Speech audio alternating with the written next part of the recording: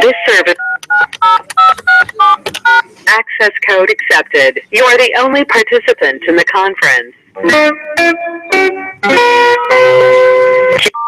This command is currently unavailable.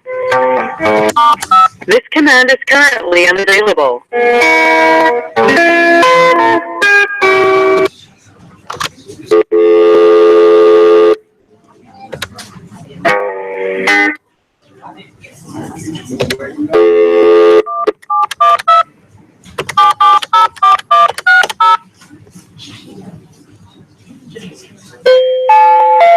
This service.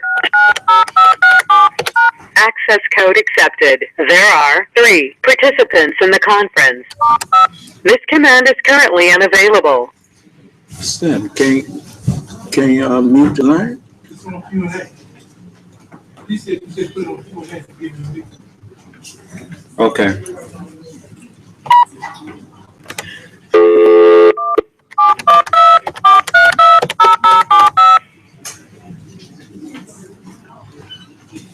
This service is access code accepted. There are 18 participants in this conference. Q&A session started.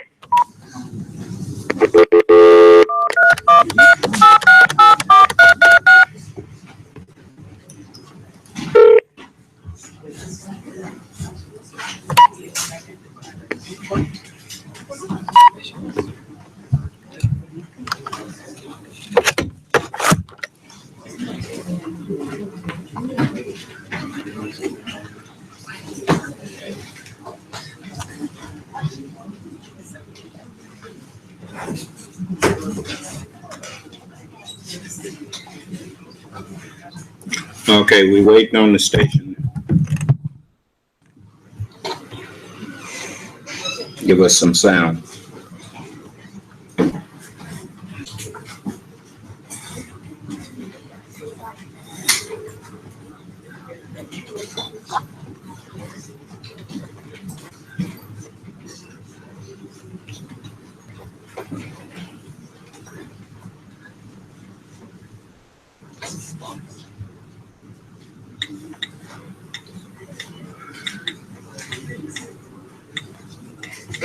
Soy.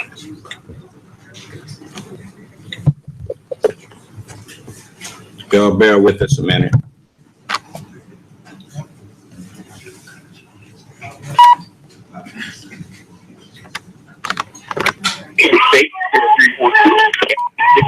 This conference is being recorded.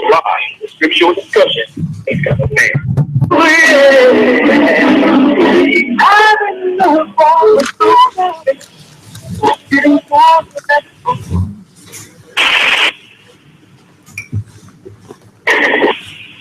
In the name of Allah, the Beneficent, the Most Merciful, the Truthful, and the Most Just, I greet all of you once again with the greeting words of peace. Those of you who have the hunger and thirst for Allah's understanding of His righteousness that we call Holy Scriptures. I greet you all with the greeting words of peace. May Allah's salam alaikum. We're going to be starting with the Constitution and Attorney Irving. Yes. I'm in both conference rooms as far as I know. Beg your pardon? It's not registered? Take me off of that, you all please hold.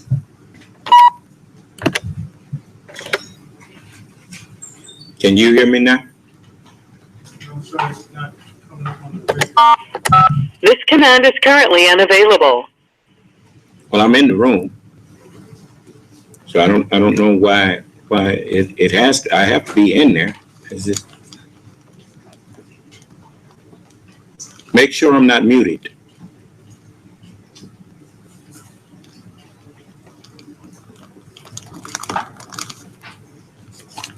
Find my line and make sure it's not muted.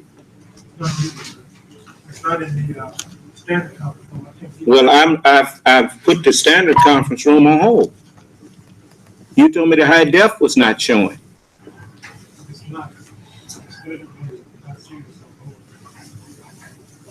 Make sure that my phone is not muted. It's not, sir. In the standard room, it's just showing the audio.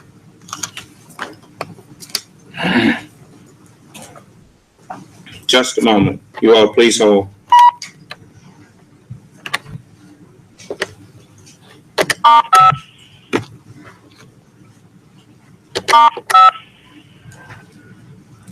Okay, I'm gonna call the station back and I'm gonna call the conference room back. You all hold.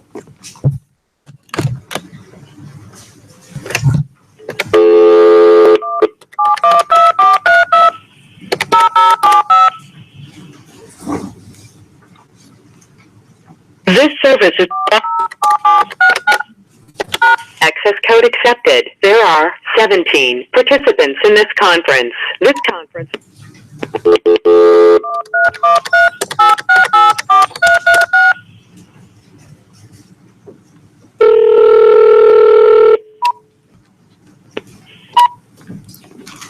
Okay, we should be in both of them now. Okay, are we in there? Not showing the high def.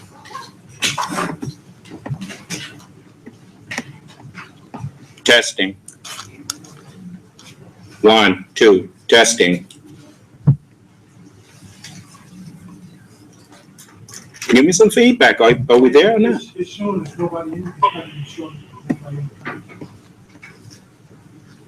The only German does that if you're not called in. Okay, just a moment.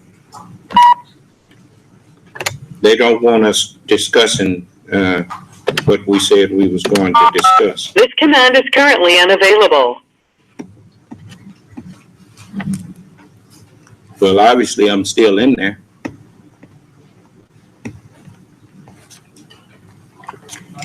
Okay, I'll hang up and call back.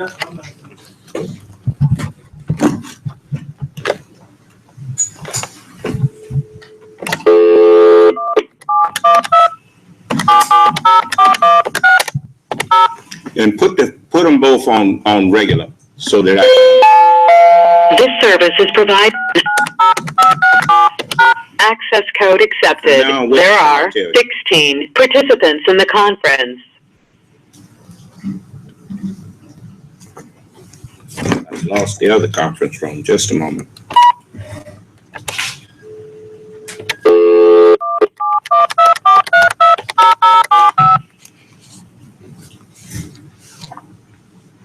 This service is provided. Access code accepted. There are 21 participants in this conference. Okay.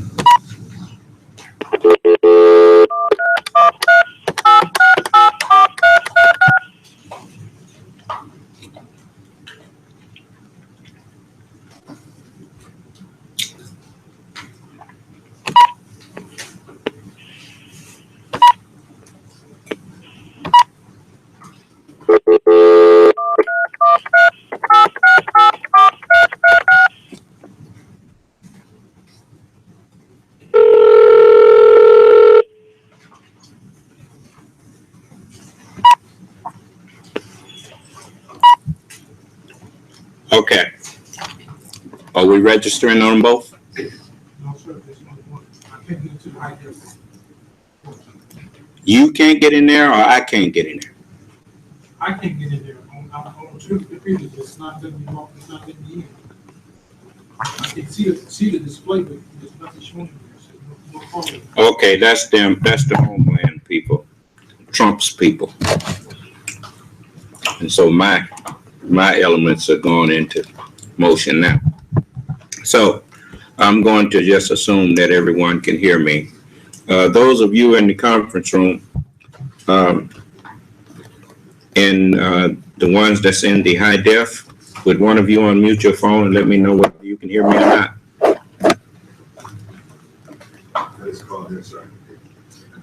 Okay.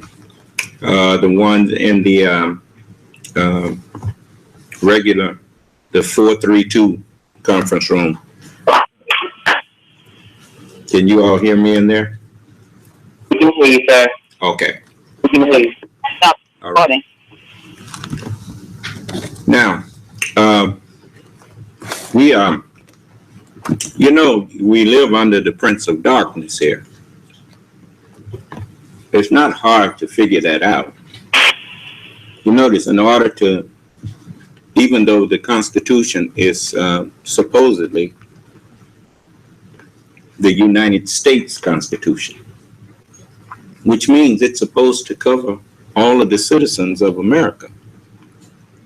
Yet, most citizens in America don't know what's in the Constitution. They don't know that the Bill of Rights, even though that's a constitutional right, it is actually it was an amendment to the Constitution. That's the way they have it written. The people who drew it up wouldn't ratify it if it didn't state certain rights that all citizens have. And so it introduced into the Constitution the Bill of Rights. Do you understand? Now, before I have Attorney Ervin elaborate just a little on one or two of those amendments, because she can't stay long. She's out of state, and she's trying to oblige us. She said she wouldn't have but about 30 minutes to do it tonight. So, but before I do, I got a call today from City Hall, and one of the representatives from City Hall asked me about did we move the farmers market trailer that's out there in front of the park? And I told them, no, we didn't. So I'm going to, if she's in the room, you can press *6 on your. Did you remove that thing off of? Not from the high def, I can't get back in. It's all from the other.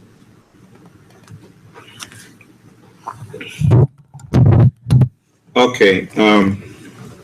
If you are not in the one with the 432 number, would you please call back to the 432 number so that you can unmute your line? They have it where it's stuck on, where people can't unmute their line. So those of you who are in the 770 that want to talk to me, you're going to need to call into the 432 number. This is something else I want to say. We are charged exorbitant amount of money for internet.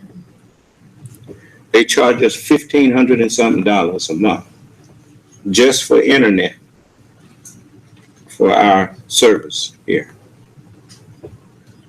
And it haven't been right since they gave it to us. But they still want their money. This is AT&T. You know, y'all some low down people. And if you think that because I seem to be at your disposal and at your mercy, that I'm going to take lying down what you do in mistreating us, thinking that, well, if I say something, it's going to get worse. To hell with a worse.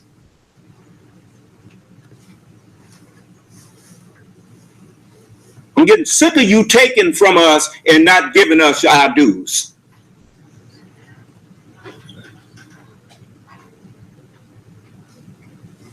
That's what's wrong with black people now. People mess over you and you don't say nothing.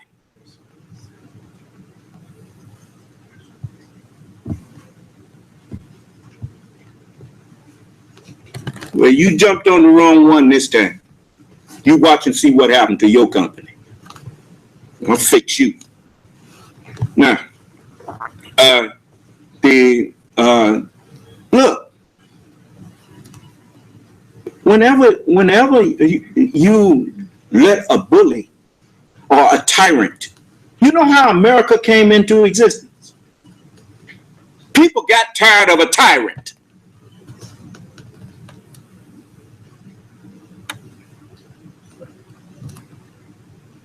And decided that rather than continue to take that off of him, they either gonna get free or make him kill them, or they was gonna kill him.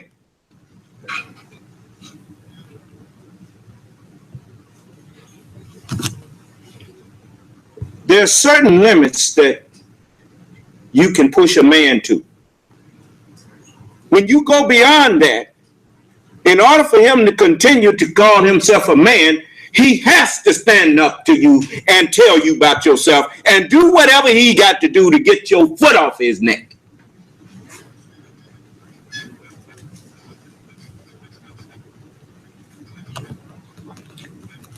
Now, I'm sick of these people taking our money, taking whatever they will just charge us exorbitant amounts of money. If we was white, it wouldn't be that much.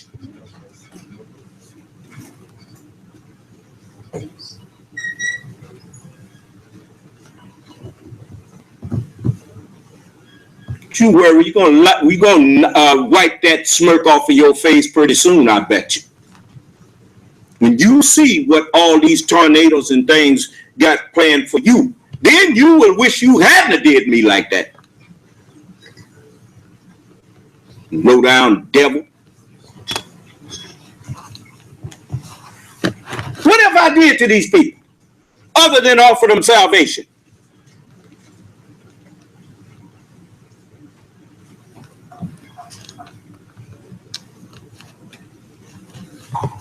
I'm the last one you want mad at you.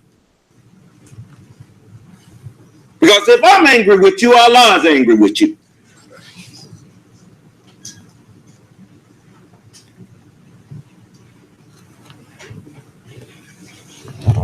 Okay. Anyway, whoever took their city property, you need to bring it back. I was told that farmer's market trailer was something that the city was given under a grant. And you had no business taking that. That's city property. Unless some of you all know something that I don't. You're welcome to share it.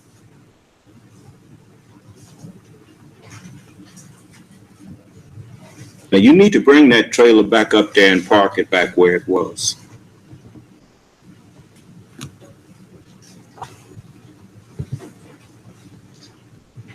You know, the religious people, I'm going to go now to our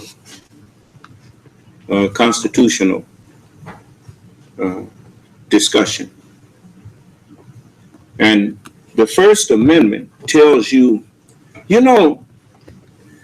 generally, whatever is troubling you the most, that's the thing you bring up first. The church and religious people have a whole history of persecuting people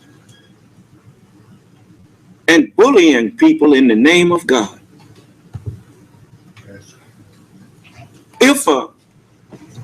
if one of them Catholic priests, I mean, the kings were scared of priests. Because all he had to do was tell people somebody was a witch or anything. Because he was the only one that had the scripture. That's why they got mad at King James and put that lie out there on King James saying that he was a homosexual and all that kind of stuff. They spread that about him because he was taking the scripture out of the hands of the clergy and having it printed so that the common people could have Bibles.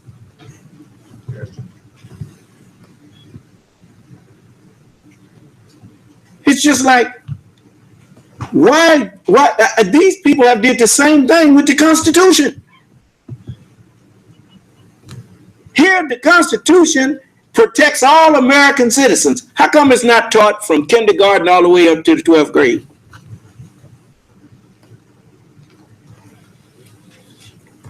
What is the point of having rights if you don't know what rights you have?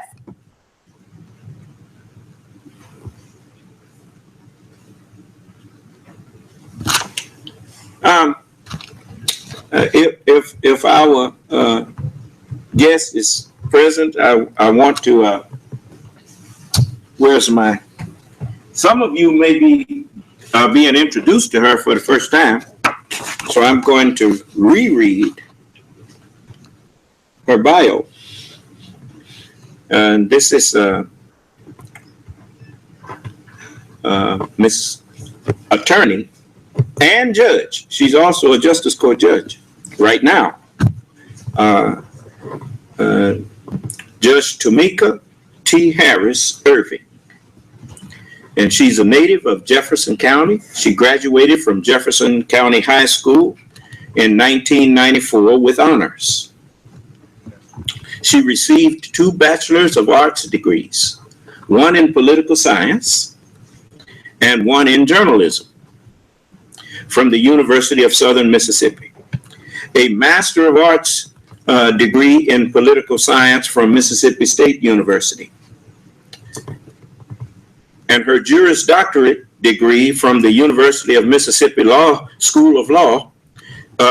She also has a doctoral studies from the University of Southern Mississippi in administration of justice. She has a doctoral degree in that. After practicing with Bird and Associates, PLLC, and Gibbs and Martin, PLLC, now Precious Martin and Associates, PLLC, in Jackson, Mississippi. Attorney Ervin opened her general practice law firm in Jackson. She later moved her practice to Fayette, Mississippi, providing legal services in family law and criminal law to the citizens of Southwest Mississippi. Additionally, Attorney Ervin is one of the Justice Court judges in Jefferson County, the municipal court judge for the town of Crosby, Mississippi, guardian ad litem for children in Jefferson County Youth Court, and the public defender in Fayette Municipal Court. She is licensed to practice in the Mississippi Supreme Court, Mississippi Court of Appeals, all Mississippi trial courts, Mississippi Tribal Court, the U.S. District Courts for the Northern and Southern Districts of Mississippi, and the United States Court of Appeals for the Fifth Circuit. Her professional memberships include the Mississippi Bar Association, Magnolia Bar Association, the Bar Association of the Fifth Federal Circuit, the Mississippi Public Defender Association, and the National Association for Public Defense. In 2016, she was distinguished as a top 10 under 40 criminal defense attorney by the National Academy of Criminal Defense Attorneys, Inc. Attorney Ervin is also a licensed Mississippi educator holding a 3A certification to teach 7th through 12th grade social studies and journalism. Attorney Ervin is a member of the Hollywood Missionary Baptist Church in Fayette, Mississippi, under the leadership of Reverend Dr. Elvis E. Kohlenberg, Sr., where she serves on the women's ministry and legal ministry.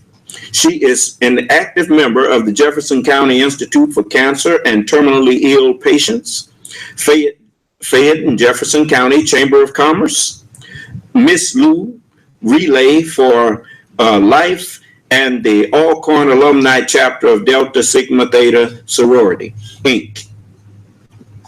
She is married to Reverend Boris P. Irving, a 16-year lymphoma cancer survivor. We welcome her back, and hopefully she can unmute her line. We're going to start. I'm going to read the First Amendment to the Constitution of the United States.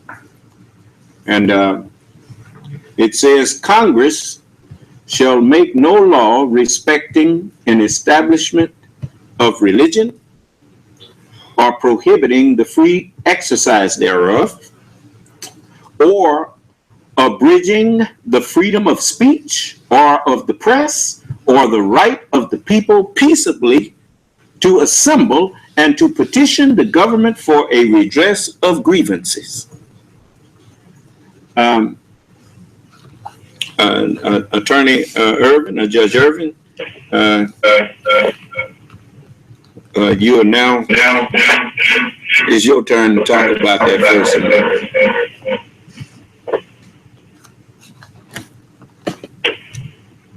If you're speaking, I can't hear you.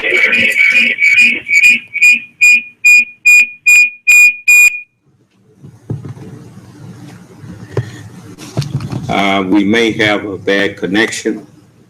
As I hear all that echo in the line, you may have to turn your computer all the way down, the volume of it. And is she in the room? Okay, Judge Ervin, he's going to unmute you from this end, so give him a minute. Unmute her again. Okay, you're unmuted now. Hello? Yes, ma'am. Can you hear me? Yes, ma'am. I can hear you fine now. Okay. Well, hello to everyone. We welcome you back, and this time the listeners in Detroit who view us on Comcast 20 or 90 and TV 33 are hearing you for the first time too. So we welcome you back. And do you want me to reread that First Amendment, or you have it there? You want to read it and go through it for us? No, I have it here, and I heard what you said about First Amendment, and to me, that's the clearest amendment of them all. It says exactly that. Citizens of the United States are free to practice their religion. We're free to speak our minds. There is some case law that says we're free to speak our minds as long as we're not trying to incite a riot, even though sometimes our speech may cause one. But if we're not intentionally trying to incite a riot, we can speak our minds. The press can say what they want to say. Freedom of assembly, we have the right to gather however we want to gather and with whatever people. And we have a right to petition those that govern us. Let them know what our grievances are. So to me, that's the most straightforward amendment of the 27 amendments we have in the Constitution. That's the easiest to me that everybody should be able to read and interpret easily. You know. The federal government cannot prohibit those, what is it, 1, 2, 3, 5 rights in that First Amendment from us. You know, I've heard citizens, and I was kind of guilty of it myself. But thanks to President Obama and me, he kind of made me go back and take a look at what I said I believe in. You know, when he did his reversal on the right of people who practice sodomy to marry if they want to, I said, what in the world is he doing? And you know, and I thought about it, and I had to wind up agreeing with him, not just based on the Constitution, but based on the Holy Quran, where it says you cannot compel people to be religious. And so, you know, the Constitution is a very unique document. I have to agree with them on that, because the founding fathers, they were many of them were Masons. Most people don't know what Mason means. It means Muslim son. And they when they said trying to get away from religious persecution, and the first thing they said, that Congress shall make no law respecting the establishment of religion. You can't say this is the state religion. No. It said, nor prohibiting the free exercise thereof. But it goes without saying that it's people got a right to not exercise religion if they want to. If they don't want religion, they don't have to have it. That's right. And you can't make people, when you if you want to have prayer, for instance, in school, and somebody the recording has started. If they say you can't force people to have prayer, if somebody decides they don't want to pray, you go on and pray and lead them people alone. They can't forbid you to pray, and you can't force them to pray. That's right. According to the way I'm reading it, you know, now, and you said it's pretty forthright. Mm-hmm. You know, and that all participants are muted, and they can unmute themselves. Q&A session is over. That's the high def, just can't work everything. Okay. Well, I mean, but that is something that America stands head and shoulders over most of these countries that got religion in them. That's right. You know, I mean, I have to take my hat off. I'm glad I grew up here. I ain't glad of slavery now, don't get me wrong. But I'm glad that it all turned out like the book says, to those that believe. All things work towards the understanding of God. The glory of God is the understanding of truth. And I see the importance of protecting not just the rights of people who want to practice religion, but the rights of people who don't want to practice it. And that is the thing that most of us, everybody can be good to their friends. But you're not judged on how you treat your friends. The degree of your humanity and the degree of your civilized training or your civilized mind is seen in how you treat those who disagree with you. You see, even though we practice sports in this society and we are taught to shake hands with the other team, if you lost, go over there and shake their hand. And we didn't learn nothing from that. You find people lose an election and they your enemy for life. I mean, I ain't in that. I ain't in that stuff. And I hope everybody will listen And remember that the same rights that we all want, we have to make sure that we give those same rights to other people. That's the beauty of that First Amendment. That's right. I don't know why it's not taught in school. It's taught. I never was taught it in elementary. I know you can go pay to learn it, but it should be taught from kindergarten all the way up to the 12th grade.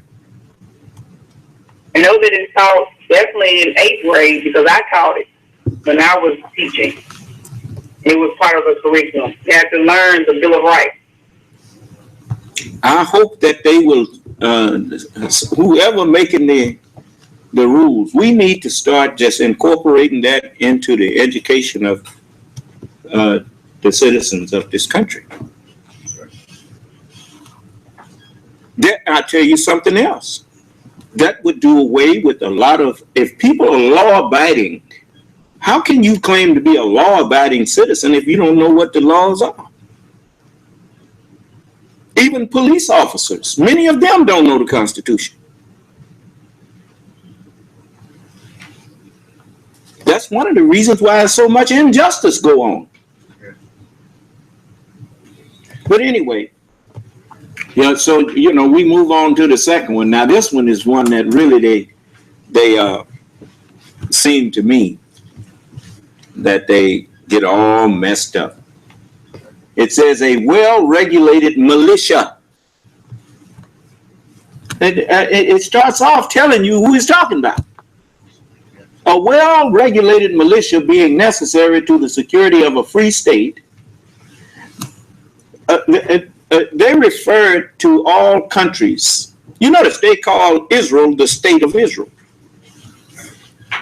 They interchange that word. Many times people think a state is just like the United States here. But it's actually state and country are interchangeable. And a well-regulated militia being necessary to the security of a free state, the right of the people to keep and bear arms shall not be infringed. That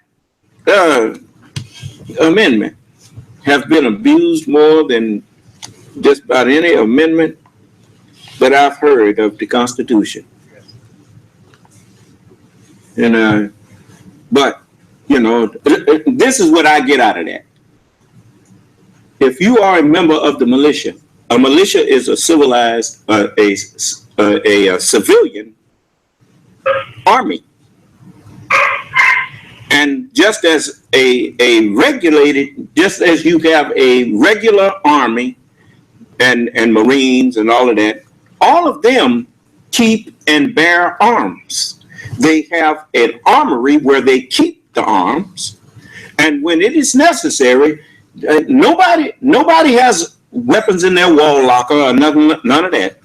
When you on a military base, in order to get a weapon, you have to go to the armory, and the armorer issues you the weapon, your weapon. And likewise, the militia, according to this, every militia has a right to have an armory to keep, and when necessary, go and check out those weapons and bear arms. Now that's what the founding fathers had in mind. They done twisted that to say every citizen has the right to have a gun. That's why you got that's why you got people murdering each other wholesale now. A fool and a gun don't mix. A gun is not a toy. It's not for recreation. A gun has one purpose. It's to kill. And then one first thing they teach you in the Marine Corps, when I was in boot camp, they taught you to respect what that gun can do, that weapon can do. When you understand what that thing can do, then you understand why it needs to be kept under lock and key. But anyway, now that's just my layperson's thing. Now you're the lawyer, you're the attorney. Now tell me what they have said that it's really for. That Second Amendment. Well, it definitely reads the way you stated, but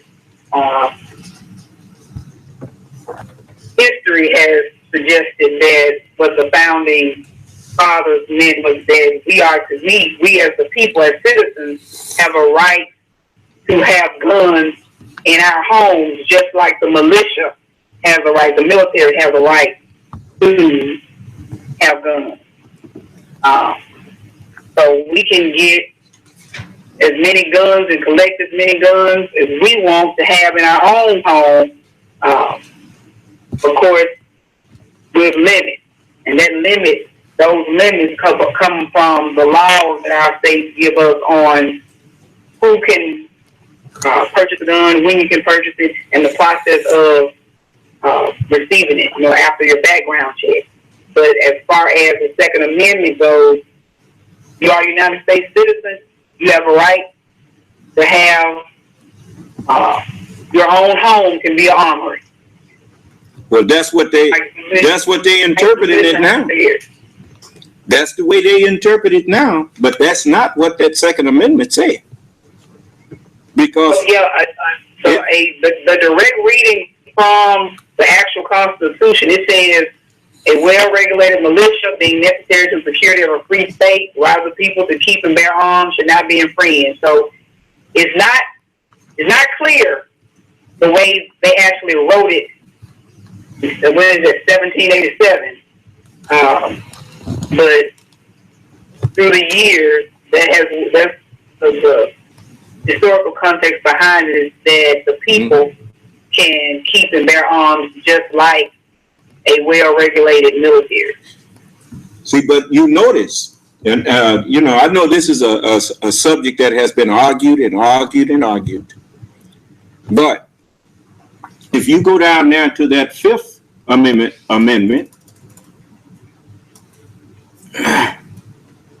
it says, no person shall be held to answer for a capital or otherwise infamous crime unless on a permanent on a presentment of or indictment of a grand jury, except in cases arising in the land or naval forces or in the militia. Mm-hmm. So when you look at how they use the term militia, the militia is a well-regulated, just like the Army is well-regulated. There are regulations that like the Uniform Code of Military Justice. They have articles that govern how you conduct yourself as a member of the armed services of the United States, or the armed forces of the United States. A militia is regulated the same way. And so when it says that the right of the people, it went without saying that the right of the people of the militia, because it started off discussing a militia, not a private citizen. You see, but they don't, you can't reason with these people anymore. There's too much money being made off of gun sales. And they don't care what it's just like the young man that sells drugs in our community. He's so in love with the money, he don't see and pretends, he turns a blind eye to the damage that his goods are doing to the community. And likewise, those people who manufacture weapons and bullets and all of that, they turn a blind eye to all of the mass shootings and to all of the murders that's being done in the civilian community, because people have guns that have not the slightest clue of how to really regulate their use. There is no regulation. And consequently, where there's no regulation, then that Second Amendment does not apply to an unregulated keeping of guns.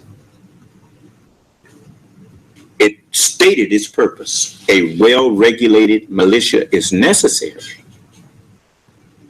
So the right of the people of the militia should not be infringed to keep, and when necessary, to bear arms.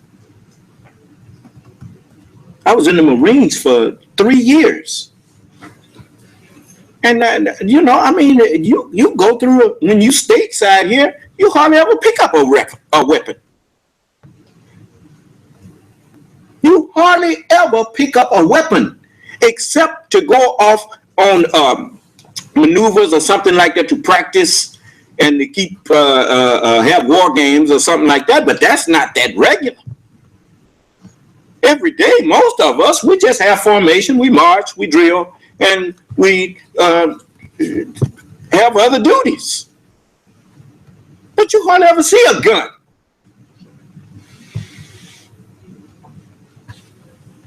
You sure can't just go and pick up one when you get mad at somebody. Otherwise, it would have been a whole lot of dead folks. So, that's what's wrong now. The people, they don't think. Common sense is gone. But anyway, I know we probably going to disagree on that because that is just, but I just think that conversation need to be had.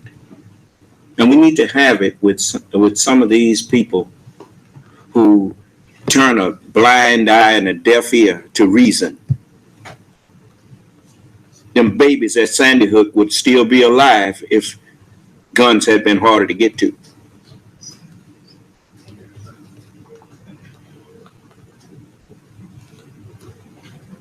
Them people in that theater, them people at Columbine High School in Jefferson County, Colorado. So a whole lot of people would still be alive if guns hadn't been so easy to get to.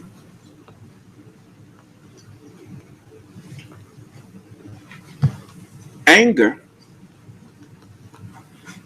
is one thing, but you notice people say they get fighting mad. Do you know what the word mad means? It means crazy.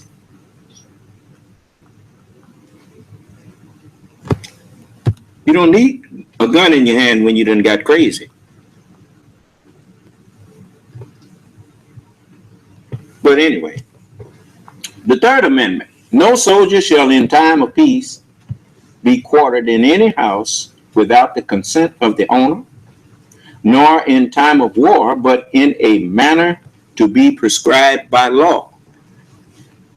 And I wasn't even aware that was a right that the citizens had, but it is. That soldiers can't even just come and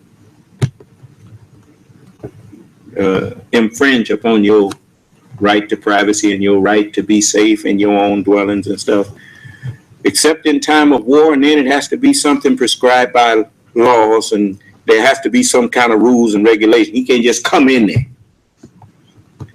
Right. Go ahead. I don't mean to, I've thought about all of these things, and these seem to be common sense things. That amendment was actually put there, and these first few amendments were actually ratified in 1791, but that was because the Third Amendment was specifically because during the Revolutionary War, soldiers were kind of coming in private homes, taking over and using the homes how they wanted to. So some of the delegates at the convention, when this Constitution was drafted, some of their people still felt the resentment behind it. But they wanted to make sure that when our country's this governing institution was established, that we had something in place that kept troops from taking over our homes just because they were soldiers. Yes, ma'am. You know, that's what laws come from, though, out of things that people see that breaks their peace. Mm-hmm. And they say, well, okay, in order for us to have a peaceful union, this can't happen no more. Right. That's the preamble, though, isn't it? In order to form a more perfect union. More perfect union. You know, the more, just like you hear me, sometimes I'll be railing about white people, but never think that I don't have respect for their intelligence and for the fact that in their time of rule, they was the sharpest knife in the drawer. And they couldn't have came up with all of these ways to maintain peace while other governments around the globe were being militarily overthrown and all of this kind of thing. This government has lasted, and its people have never felt the need to rise up against their own government and bear arms against their own government to redress grievances. Now that's an accomplishment for people who are not actually righteous people.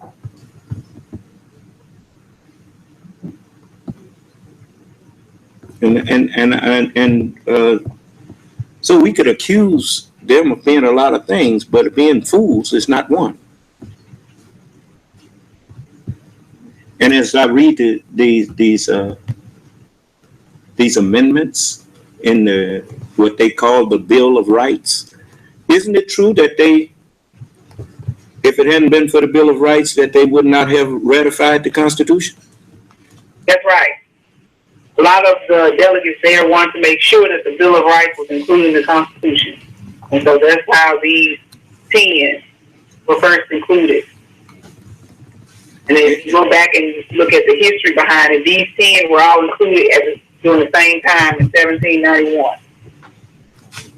And just in case many people don't know what ratified means, it means that the people wasn't going to agree to even adopt this as their constitution if it didn't spell out their rights. That's right. You put this in or all bets is off. That's what that amounted to. So this is a serious thing. The Fourth Amendment says the right of the people to be secure in their persons. Mm-hmm. In their houses. That's right. In their papers. That's right. And effects. That covers everything else. Everything else. Against unreasonable searches and seizures. That's right. Shall not be violated. And no warrants shall issue but upon probable cause. That's right. Supported by oath or affirmation. You know, a lot of people don't swear because they're religious. Mm-hmm. It's another way. That's all they want from you, is that you affirm. If you want to swear, fine. But if you affirm, that's all your swearing is. It's just an affirming. Affirming that this is what it is. And they say, and particularly describing the place to be searched. In other words, they can't come in there saying they want to search your house. If the garage ain't on there, then he can't go in there. Or is that different? Is that wrong? I don't want to, that's... No, if your garage or carport is attached to your home, then it's going to be considered a part of your home. Now, if it's detached, there may be something different. Okay. And when officers come to judges with search warrants, They have to, swear or affirm that the fact that they're stating is the truth, and they have to show and prove to the judge that there's probable cause for them to go into their home and search for whatever they're searching for. The search warrant also has to be specific on what the officers are looking for. For example, if the officers are looking for a person,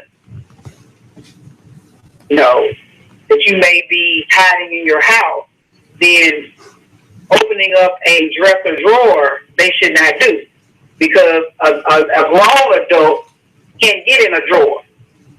That's right. So, they have to, the searches, have to be specific on what they're looking for. Now, if they come in your home searching for a person and you have drugs sitting right there on the dining room table, well, that's an exception to the search warrant, because that's something that's called in plain view. Okay. They have a right to be there looking for a person, if that's what the search warrant says, but now they see something illegal in plain view. And so they can take that and also arrest you on that. Mm-hmm. A lot of times that's what people get confused on. When officers come in your home with a search warrant to get one thing, but they see evidence of a possible another crime, people feel like, well, that shouldn't come in. Well, if they had a right to be in the home searching for what they were searching for at that time, and there's something illegal in their plain view, then they can get you for that. Mm-hmm. Now, if they're coming in looking for drugs, they can turn your house inside out. Okay. Drugs can be hidden anywhere. They can bust the walls open if they want. That's right. That's always, I tell people all the time, if you have a search warrant, read it. Don't just get it and fuss with the officers. You need to be reading it so you can see what they're looking for, so you'll know what they can't go and look for. Mm-hmm. Another thing that get people in trouble is if you share a home, like if you have a roommate, an apartment with a roommate, where the roommate has his own room, but if the other roommate says, well, yeah, you can go in his room, you can go in the room. So you may want to have a conversation with your roommate. Tell them, look, anybody ever says they want to search my room, so I'm not here.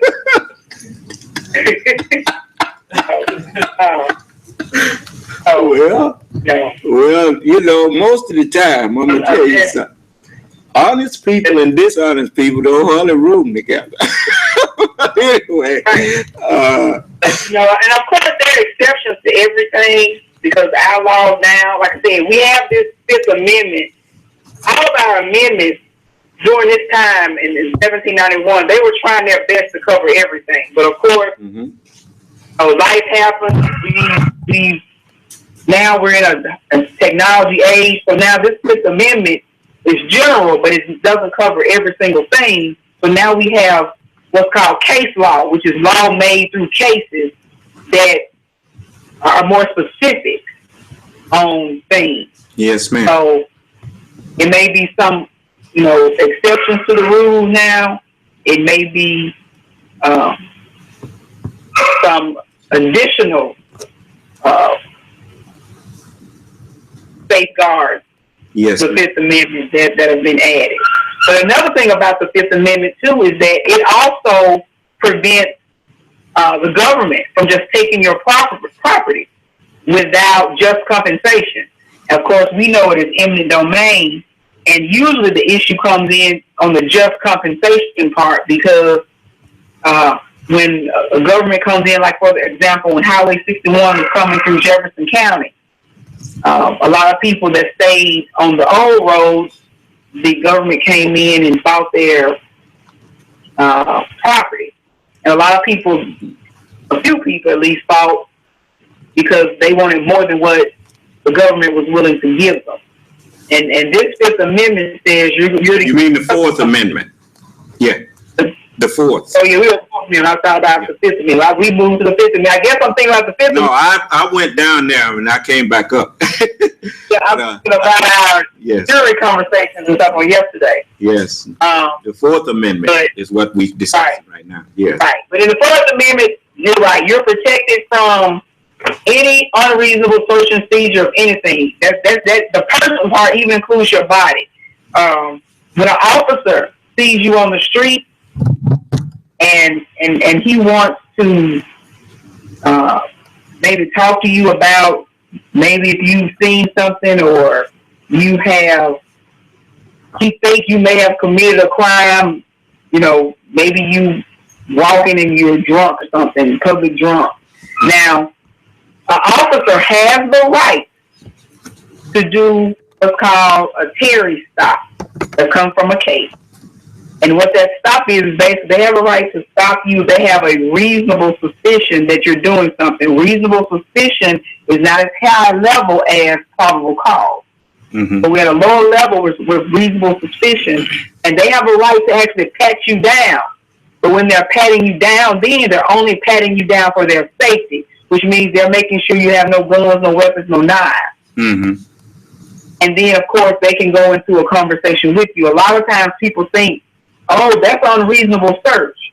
Well, if they stop you only for that reason, to inquire something of you, if they only have reasonable suspicion, and they're patting you down just to make sure you have nothing in there that could harm them, that's okay. Now, there is some other exceptions where they start manipulating and feeling on items in your pocket that they know may not be a gun, but it may feel like it's something else. Then you get into maybe an unreasonable search. Mm-hmm. But like I said, these amendments are general, and we have now other case laws that make them more specific as to really what. And when the police come, I say, fuck the police coming straight from the underground. A young nigga got it bad because I'm brown. Yeah. Tomika, you get it. Lock the room. Okay.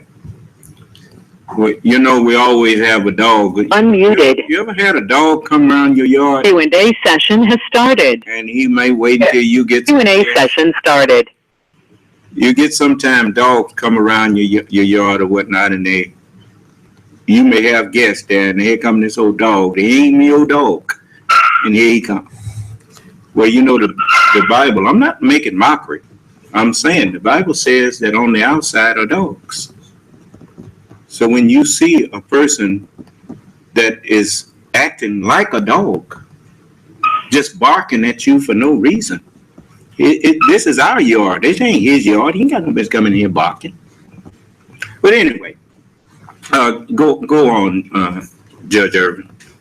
That's all I'm saying. That was just a little period information about other subjects that can come up under the Fourth Amendment. Mm-hmm. So, but this is a good thing to know that there are laws that govern your right as an individual. It's just like the eminent domain declaration that the state gives. When you think about it, they have to give you whatever the market value of that property is. Isn't that right? If they're going to declare that they want to just buy you out and the state needs the property, they have to give you the market value of the property. They'll give you a value probably close to market value. I don't know if they'll really give you market value. Mm-hmm.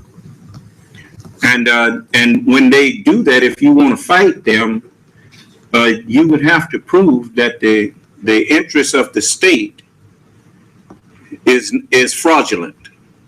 But if it's something that's going to benefit the state, then it's an old saying that the needs of the many outweigh the needs of the few or the one. And that's when it becomes an issue of, for the best interests of the people of the state, for the whole people, we need this property. Right. And that's the way that's declared, right? That's right. Okay. Well, okay, I'm going to have to get off here now. All right. I know we kept you longer than a half hour. I wanted to let some of those people that had questions for you, that you had to leave Monday, And now I done used up all of your time for the night. Well, if you want, I don't know how the procedure goes, but if they could email it to you and you could forward it to me, I'll respond to the email. Okay, give them your email address. That'll work. Okay, that's fine.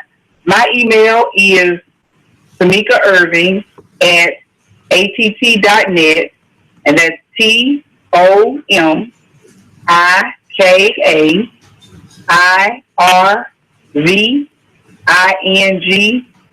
at att.net. And they can email me, any question that they have, and I'll respond back to it. And we'll be bringing you back on again in the very near future. Okay. Because, I mean, All right, you and I had talked about that, and I definitely think that it's beneficial for the community to be able to talk to someone who's knowledgeable of law, but is still down to earth enough to talk with people. And that's right. That's Tomika Irving at att.net. Right, att.net. att.net. Yes. And she right there on Main Street. That's right. So we know where to find her when we need her. That's right. Okay. All right. Well, thank you all again. And thank you, Judge Ervin. All right. And I'll talk to you all next time. Yes, ma'am. All right. Bye-bye. Good night. Now, we'll take this up some more at another time. You know, even when you think that you understand something, it's always good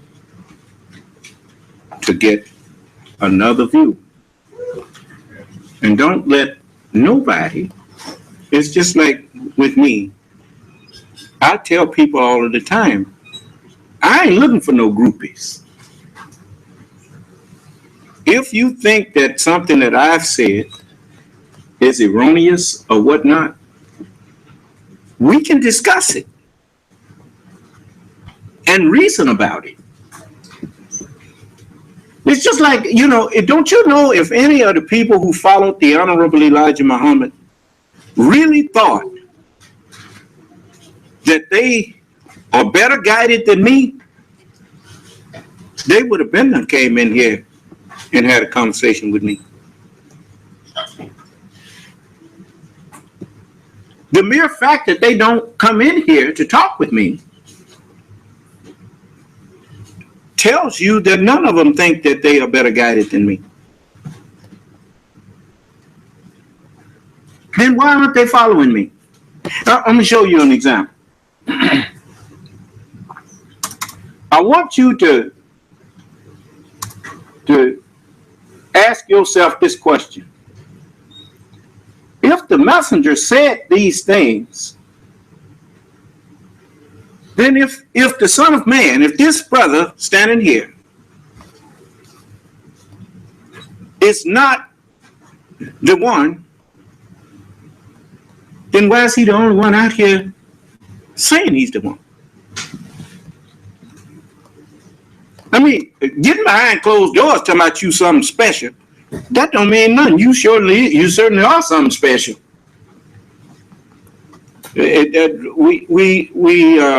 You special ed. If you really thought you were something special, I'm gonna let you hear the messenger. He says a lot of things that people try to ignore. Let me see.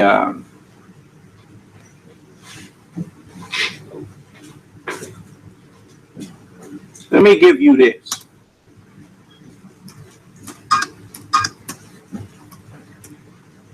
Now, I want you to pay good attention to this. Let us sit back again at the time. If the Bible teaches you that the devil Oh, excuse me. will have the power of the I forgot that I hadn't put the television on what it's supposed to be on. Give me a minute.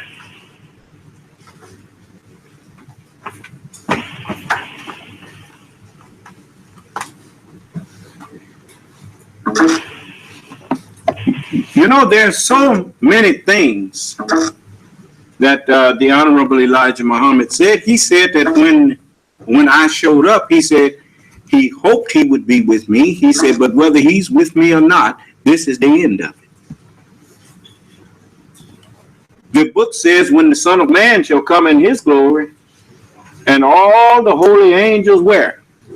With him. But he knew that I can pick and choose who I want with me and who I don't. That's why all of them was scared.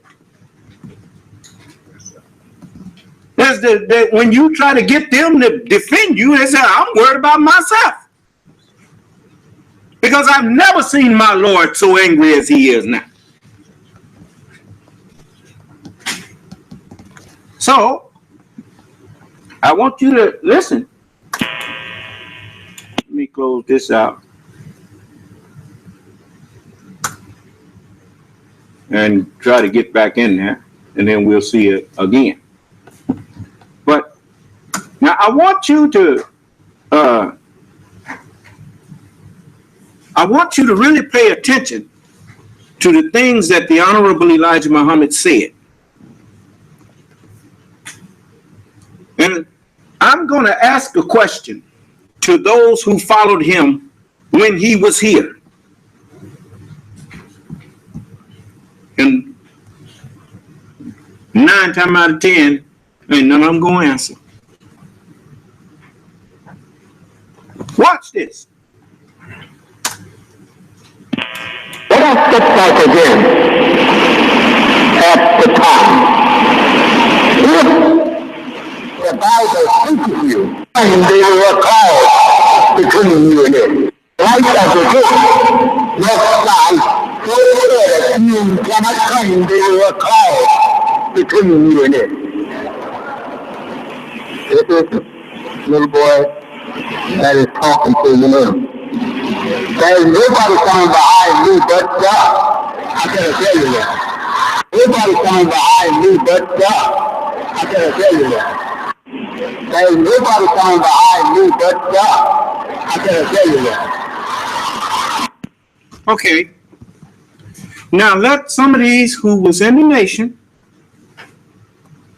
where's the one he said was coming behind him? If it's not me, where is he at?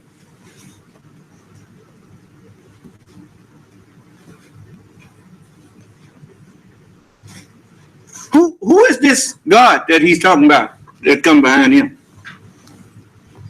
He said there's nobody coming behind me but God. I better tell you that.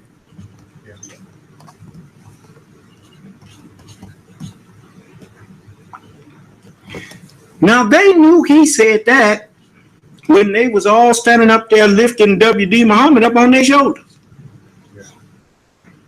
Talking about he was the successor to the messenger.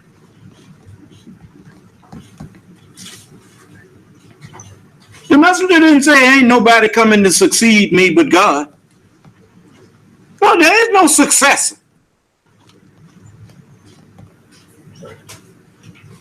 A successor happens when someone starts in an office and does not finish out their term. Donald Trump is not the successor to President Obama. He's the new president.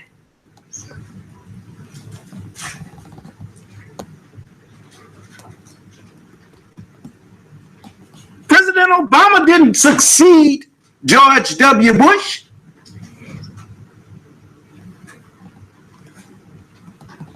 He was the next president elected.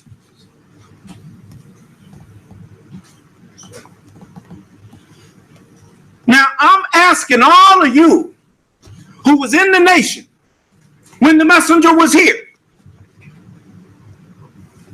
where's this God that he said was coming after him? He said, ain't nobody coming behind me but God. I better tell you that. Let's see. That is talking to you now. There is nobody coming behind me but God. I gotta tell you that. You know. There is nobody coming behind me but God. I gotta tell you that. There is nobody coming behind me but God. I gotta tell you that.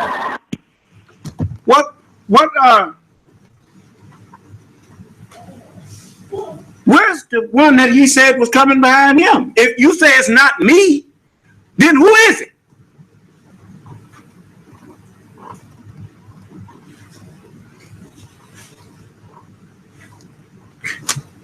You got some out there. You know the little fella there in Atlanta. What's his name? The one who with the bald head, and Eric Muhammad, and some of these other fellas out of Minister Farrakhan. Name some more of them. You don't hear about too many of them no more, do you?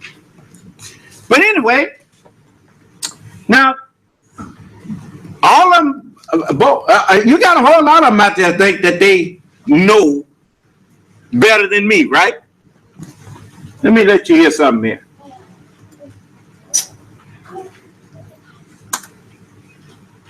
Just give me a minute.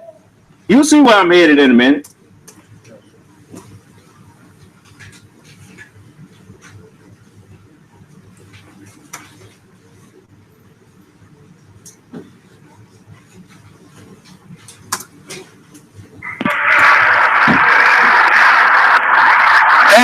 That is why we have a day of judgment to test all of these things that people claim to believe in. What did he say? That is why we have a day of judgment. To do what? To test out all these things that people claim to believe in. Huh? Then if they claim to believe in what they have and that it is factual and right, how come I'm the only one out here putting myself in a position where you can test me? I'm standing in front of the whole world. And you notice the only thing that I can get now is a dog come in here barking.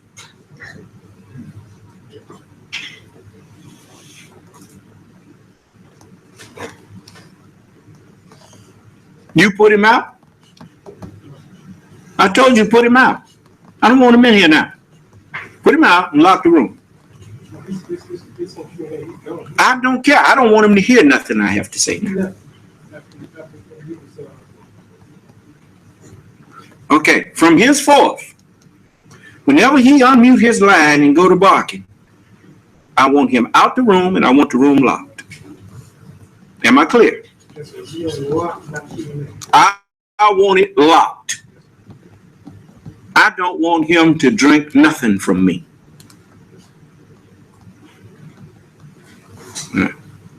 This day art thou debarred from thy Lord.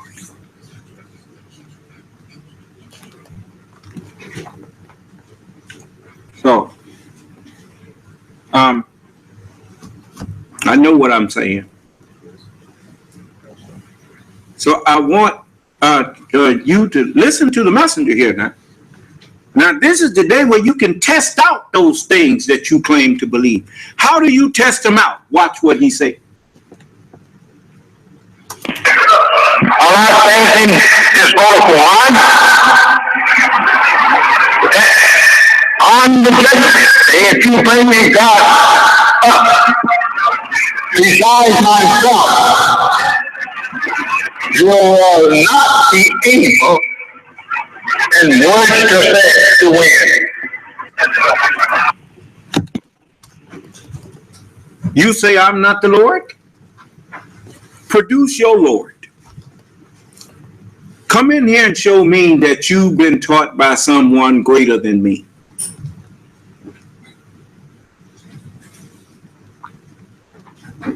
It's just like you who who run around here talking about you are a believer. The believers are the prophets and messengers. I had to correct myself on saying there's no such thing as a used to be Muslim. Yes, you can be used to be Muslim. It's just like this finger here. It could be used to be my finger. But when it got gangrene and I cut it off, it used to be my finger. Why you think the Holy Quran said, see, this is what you get when you start trying to fight me. You wind up making me have to think over something deeper. And then I wind up, even that what you thought you knew, I done took that from you. Belief is not in the finger. Belief is not in the hand. Belief is not in the foot or any member of the body. Submission is in them. Belief is in the head. The head of every man is the messengers of God. They are the believers. That's why the Holy Quran tells me, it says the dwellers of the desert, all the people in the east, Arabia and Iran and Iraq and all in the desert, the dwellers of the desert say we believe. It tells me, say to them, say not you believe, say we submit. And faith has not yet entered into your hearts.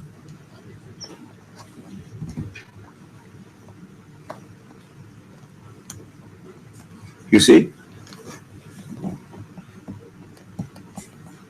The hand and the arms and the leg, they are faithful ministers, the members. They trust and have no alternative but to trust in the head. They can't see, they can't hear, and they cannot speak.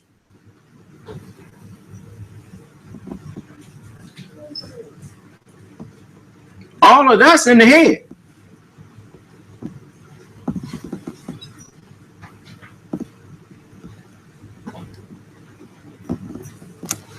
And you keep on, I'll tell you some other things.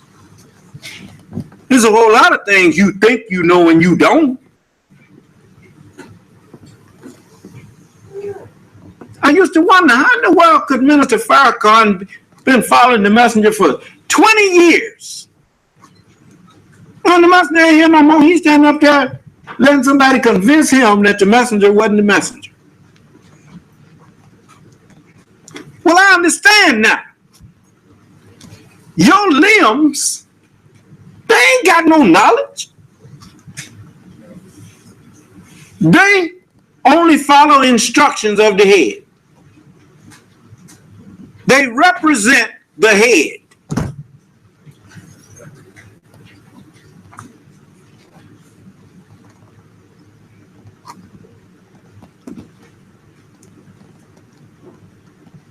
So, any of them that thought that they knew something, they found out they didn't know nothing when the messenger wasn't here no more.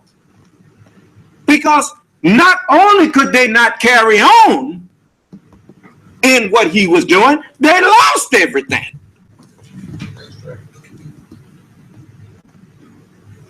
Including themselves.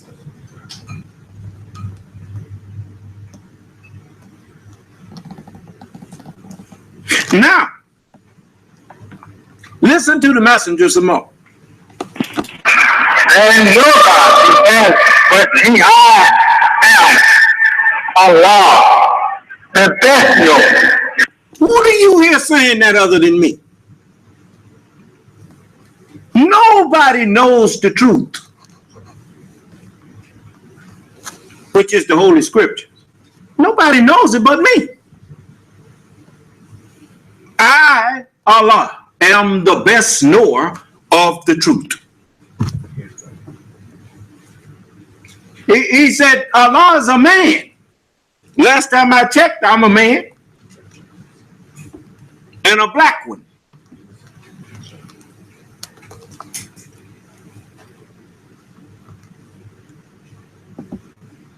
He said he even got some of the Orthodox Muslims believe in God, Allah. God is not a man. They say they won't believe in no man as God. Then what will you believe in? What do you do when you read the Bible and it says the Lord is a mighty man of war? What you do with that?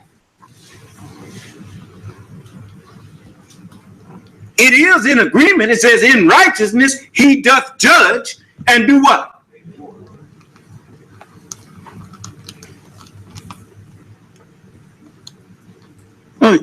You call yourself angry? You call yourself mocking? You wait until I finish offering you salvation and you done finally made up your mind you ain't gonna accept it. Then I'm gonna make up my mind what I'm gonna do. You'll see. I am Allah. Think over that. If you want to make a spook out of me, look at the good.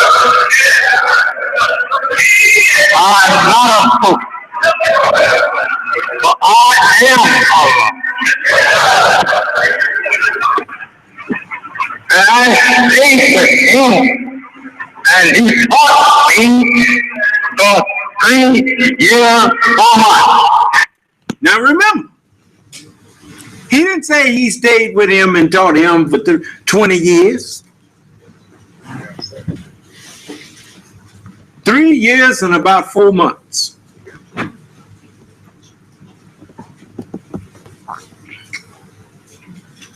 I heard his teachings from 73 to 75, and he was gone. Now, where am I getting all of this knowledge from?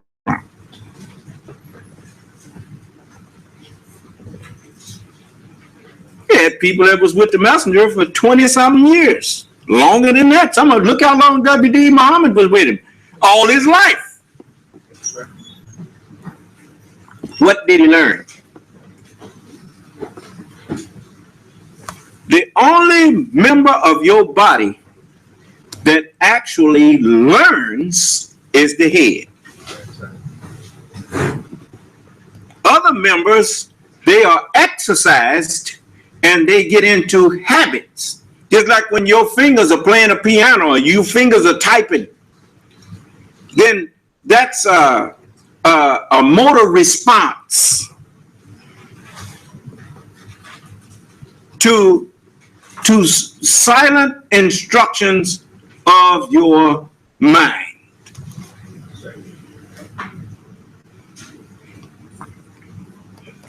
What do you do when you want to, just like when you want to learn to play tennis? You get out there and do what?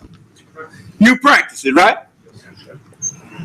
You see, your belief in a man of God don't count for nothing until you practice what he tell you. Then as you practice what he tell you to do, your practicing begins to show that you are trusting in him, and then you start seeing. And the more you practice, it's just like the more you practice typing, the better you get at it. Isn't that right? The more you practice anything, the more it becomes habit with you. And above all of your habits, well, peace, the practice of Islam is the most satisfying of your life. You know, you think that you know something, and when you really don't. That's the human family, the human beings, unless you say God is lying. If he said the head of every man is Christ and the head of Christ is God, then who's the head of every man? Yeah. Well, then Then what does that tell you about you and what you know? Then you get mad. Well, the devil said God just don't want you to be equal to him. Huh? Yeah. Only reason he'd say that is because you stupid enough to listen. You couldn't be equal to God if you wanted to. Right now, one of y'all could take up where I'm teaching and take up where I leave off. Then why you got your behind on your shoulder?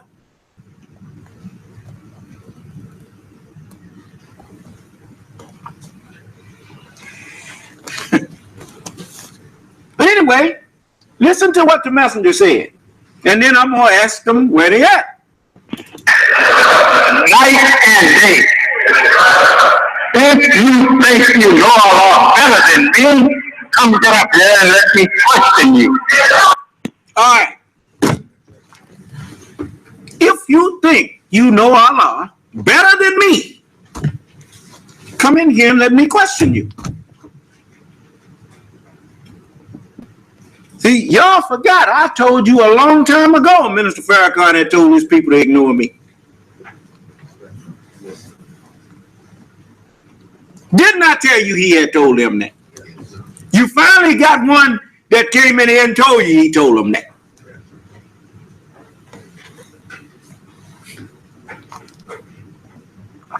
Why ignore me? Don't I need saving?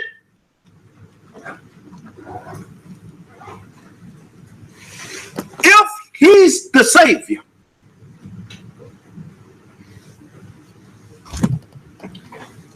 don't you think it would have made sense to first talk to me before you start saying ignore me? How are you justified to ignore me if I think I have a legitimate disagreement with you and you didn't discuss it with me and at least try and show me that my disagreement with you is unfounded, like I do? Anybody who disagrees with me, I try to have a conversation with him. Anybody who disagrees with him, he refused to talk to him.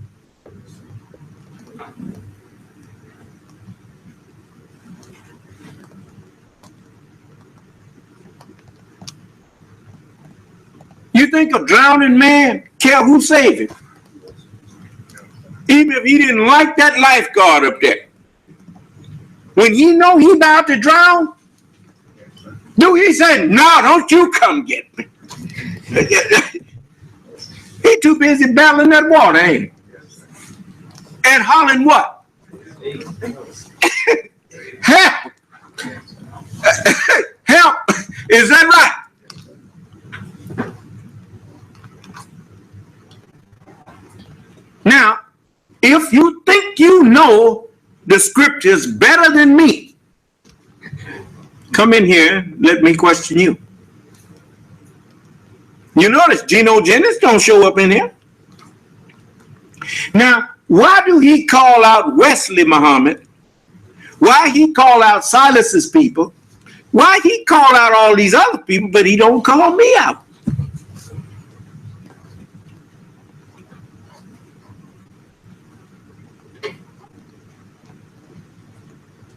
Why all of these preachers? They hear me saying that Christianity is a lie.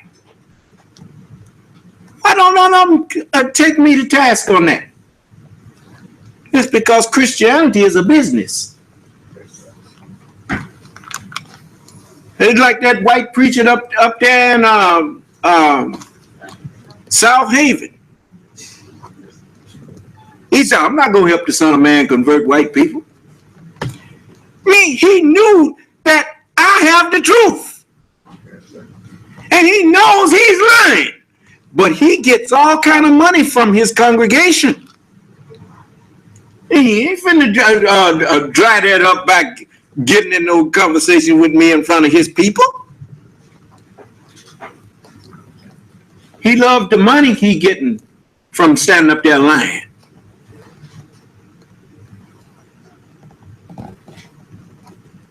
How many of y'all believe Christianity is the truth?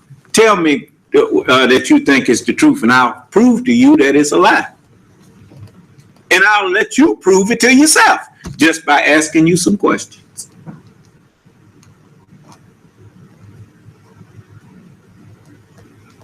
You who practicing what you call Islam other than what I'm teaching, what you're practicing is a lie too. You see, the thing is, before me, what nobody had made the true religion to overcome all religions. But now look, I'm standing up here in front of the whole world, telling the whole world that all their religions is a lie except for mine. And I offered them $20,000 and my life if they can prove that they have something other than what I have and that what they have is right.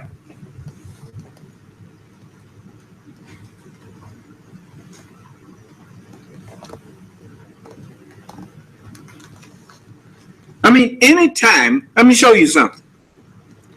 It's like them who try to claim that the hadith is an authority.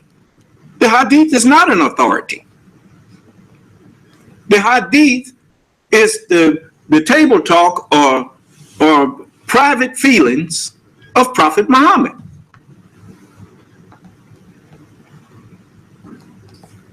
Prophet Muhammad himself said that Allah can erase what I say. I cannot erase what Allah says. Abrogate, erase, same thing. Contradict.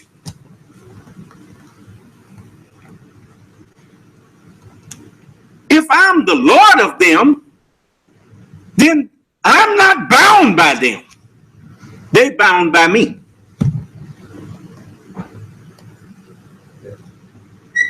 When did you ever read where Prophet Muhammad sat down and explained the revelation that he received? When did you ever read where Jesus spoke to people and didn't speak in a parable?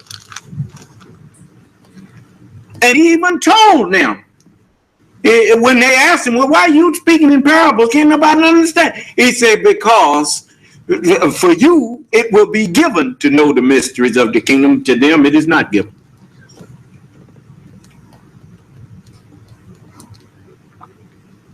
So how in the world are you claiming that Jesus is your salvation when Jesus didn't even speak to you, except in a language that you couldn't understand? And all you people out there that claim that you are of God. You know, a man that's of the school of medicine, he understands medicine. If you are of God, how come you don't understand God's word?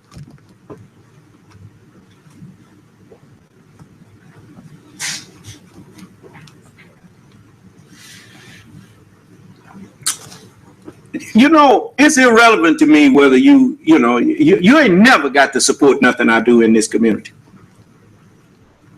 I'm going to do it so that the scripture can be fulfilled. If I had not done a work among them that none other man did, they would have had excuse.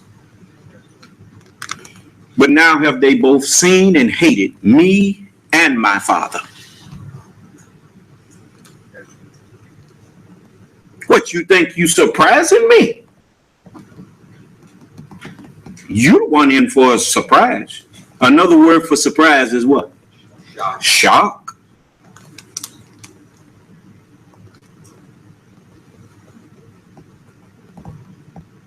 Only thing I wanted to do for you was have you living like rich people. You wouldn't have it because my skin is black.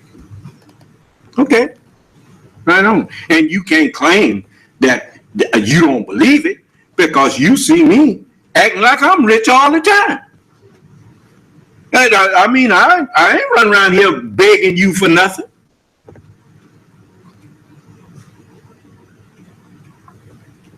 I must know something.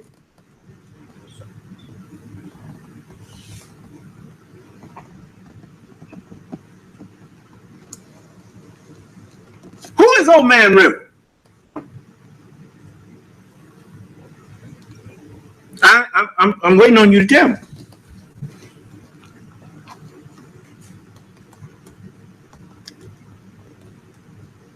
Who is Old Man River? You know they sang a song about Old Man River. He don't say nothing, but he sure must know something. Huh? Old Man River is the truth.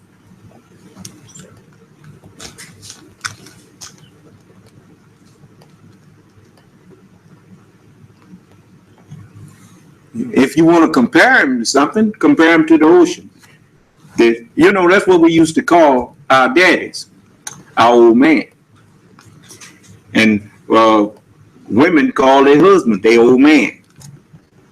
Well, if the rivers came from the ocean, then who's the old man? The ocean is the old man. Because the ocean is the father of the river.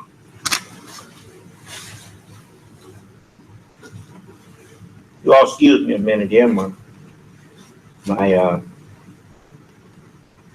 I got on my leg thing, and I had to put something on because I hurt my knee, and so I had to put something on there to kind of take away some of the pain. You know, I works for a living. I ain't like some of y'all. You don't do no work. You beg. I ain't begging nobody. I work my way. Pay my own way.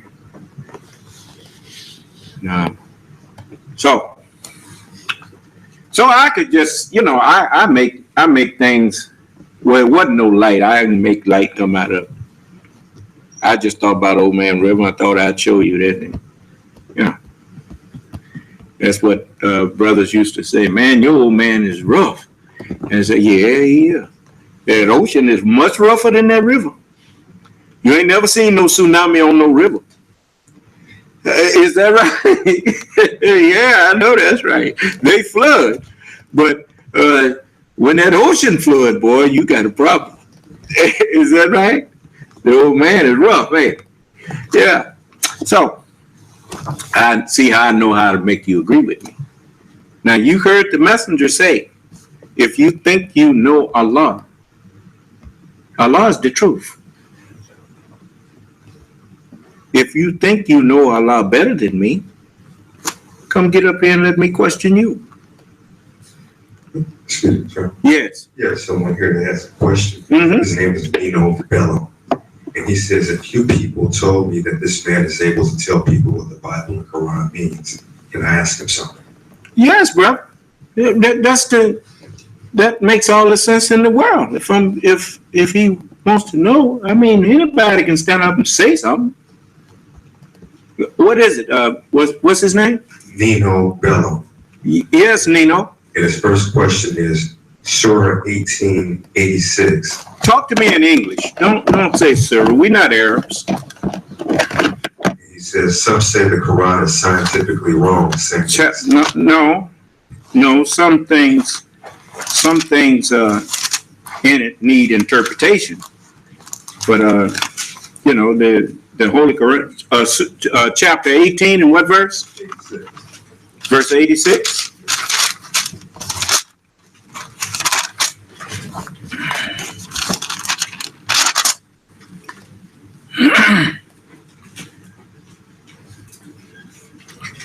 It says, let's start at the 83rd verse. It says, and they asked thee about Dhul Qarnayn. Say, I will recite to you an account of him. Truly, we established him in the land and granted him means of access to everything. So he followed a course until when he reached the setting place of the sun. Where does the sun in that optical illusion appear to be setting? What? The sun sets in the west.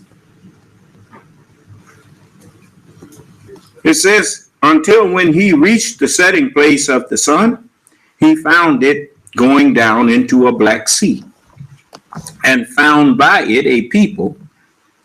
And we said, O dull carnane, either punish them or do them a benefit. And he said, as for him who is unjust, we shall chastise him. Then he will be returned to his Lord, and he will chastise him with an exemplary chastisement, make an example of him. And as for him who believes and does good, for him is a good reward, and we shall speak to him in easy word of our command. Now, it's simply saying that he reached a place where the sun goes in. He reached the western part of the land, whatever land he was in. But that's just a history of people that the Arabs obviously knew about. But the people over here, you know, if Adolf Hitler had been around and a prophet had been over here, he'd have probably been giving you an example of what happened with Adolf Hitler and, you know, those who, how the messenger of God dealt with him. There are many narratives in the Holy Quran and in the Holy Bible that of people that we didn't know nothing about. It's just like the people of Ad and Thamud. Yes, that's a history that was recited based on the people that Prophet Muhammad was sent to in that area. It's like the people of Sodom and Gomorrah. You know, now we live in a place like that.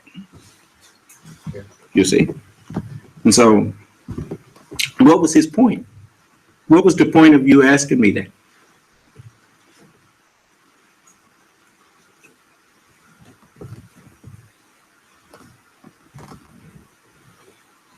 And why don't you just unmute your phone and ask me all the questions you want? What are you typing for? He said he was trying to call a conference room and he couldn't get through. Oh, Brother Michael, unlock the... he said it was because of his phone plan. He has Metro PCS. Oh, these people, they say unlimited, and then you see how big a liar they are. And he says his point was because it says the sun sets in water. No, he said it went down in a black sea. Well, what color is the sea when you don't see no sunlight on it no more? It's a black sea. Do you see? So, you know, when you, it's just like if you go to the West Coast, like I grew up out on the West Coast. If you go to the West Coast, as long as the sun is up and you get up above the water, if it's a clear day, the sky looks grayish blue. I mean, the water looks grayish blue because the water is reflecting the sky above it. You notice when you stand over water, it's like a mirror. That's the reason why in the daytime, if you see the Earth from out in space, and you see mostly water, then the Earth looks bluish, the same color as the sky, because you're looking at the image of the sky in the water. But on the same token, when the sky over the ocean is black, because ain't no sunlight up there, then the ocean look black. Do you understand? No, you just misunderstood what you was reading. You know? And so it's just like when you look at the Holy Scriptures. The Holy Scriptures is a black sea. What color is the ink on these pages? Jesus called he called the teachings that he was teaching, he called it living water. Now, what is the ocean? It's a great body of water, because not just one river runs into the ocean, many rivers run to the ocean. So they are a part of that body. They connect to it, like the Mississippi River connects to the Gulf of Mexico. And that Gulf is a body of water containing tributaries, like the Mississippi. Okay, now, when you have the sun shining on that, it don't look black. But when the sun sets and goes behind it, then it's a black sea. Do you understand? And now at the same time, the Son of Man is now in the west. And my brain is going down into this black print of Black Sea. Do you understand? Okay. Yeah. Any more questions? Yes, can you explain what God and Magog are in verse 94? What God can what? God and Magog. Gog and Magog, that's simple. Just like man and woman. One is of the other. And Gog and Magog is these two northern, Gog means of the north. You notice Russia and the U.S. are both in the northern hemisphere. And they are of each other. They tried to pretend that they was enemies. But when the USSR fell, then you discovered, the president and them was mad at the CIA and everybody else. And said, how could you not inform us that the Soviet Union was in trouble? Remember that? And they loaned billions of dollars to Russia, their so-called enemy.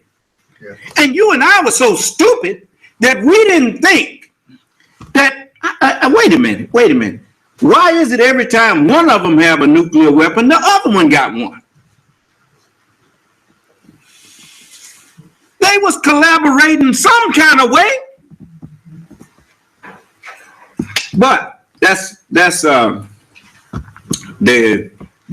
devil said he would come upon them from their right and from their left. And from before and from behind.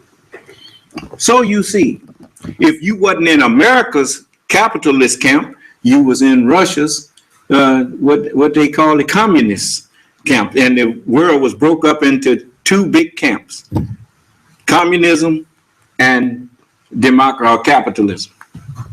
Right? Gog and Magog. And that's what they was talking about. And they were the northern powers. You see, they were in the northern hemisphere of the earth. You look up Gog, Magog, and you will discover that it means the north country. What did Satan say he would sit? In the sides of the north. Yeah. See, not just in Washington, D.C. and North America. That's just one side of the north. But the east and west in the northern hemisphere. Do you understand? So all praises due to Allah. Any more questions? Yes, would you be willing to debate David Wood? You go bring David in here and I'll be happy to debate him. I don't know why you asked me that. This must be your first time hearing me. As many times as I done told y'all, you find somebody, he ain't got to give me no forewarning. Just let him come in here. This is an open class. And all he got to do is say he's here to debate me, and he's welcome to do so.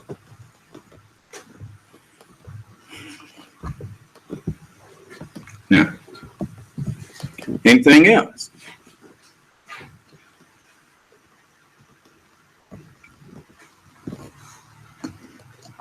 I'm not a person who, what you do is, what they say, bluff.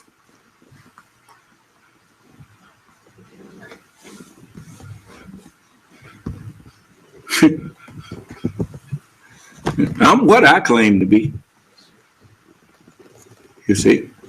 And I'm going to tell you Muslim mean? Muslim means one who submits. And if you're not submitting to me, you are not a Muslim.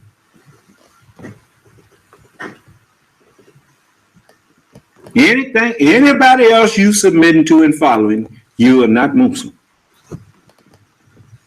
I'm the one that Allah said everybody must bow to. As I live, saith the who? Every knee shall bow before who? Shall bow before me, and every tongue shall confess unto God the truth that I speak. You know how tongues confess? Sometimes they utter things, and then at other times they remain silent. They remain still. In this case, they remain still. That's a confession that they find no fault in what I teach. So they are confessing by their silence. But the Lord is in his holy temple. Let all the earth do what? Keep silence before him. I don't know what y'all think you're going to find in the first place. The one who been ruling, he done shut his mouth at me. That's the white man. Yeah. And the American white man, to be specific. The American white man started the Industrial Revolution. The American white man started the stock market. The American white man is the one who came up with all of these inventions that everybody else copied. Yes, sir. America is the cradle of civilization. Yes. The cradle is the birthplace of this present world civilization. Is America. The internet that you own came from America. So he a long way from being the dummy. And he got sense enough to shut his mouth at me. Now, who you think you got out there can say something to me when the one who's been ruling everybody done shut his mouth?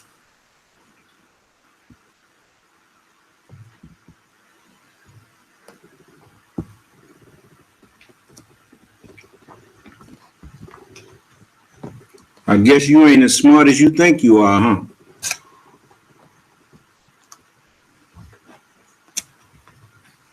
Fools rush in. Well, who fear to go? You are aware that Satan himself was an angel. He's called the angel of the bottomless pit.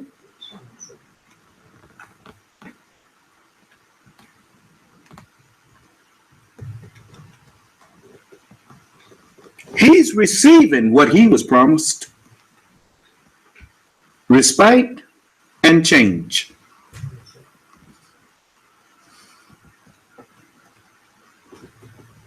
Many people think the devil is being punished for being the devil.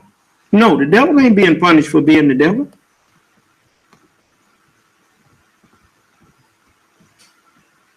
The only thing the devil gonna be punished for is if he wouldn't stop working in my time. He was told to do all of his work, and he told her how long to do it, for 6 days. And a day with the Lord is as 1,000 years. And he teaches this in his junior high school. I learned that modern man is 6,000 years old. He's talking about himself. The time for him to keep trying to rule and give orders to people, that time is gone. That's one of the reasons he changed the military from drafting to volunteer.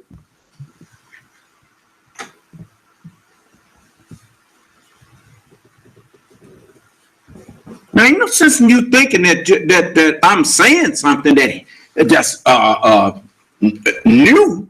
It may be new to you. It ain't new to him.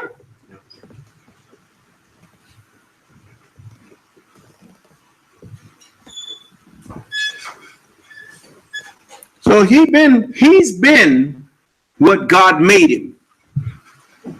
And he was made a promise that cursed mind would remain on him until the day of judgment.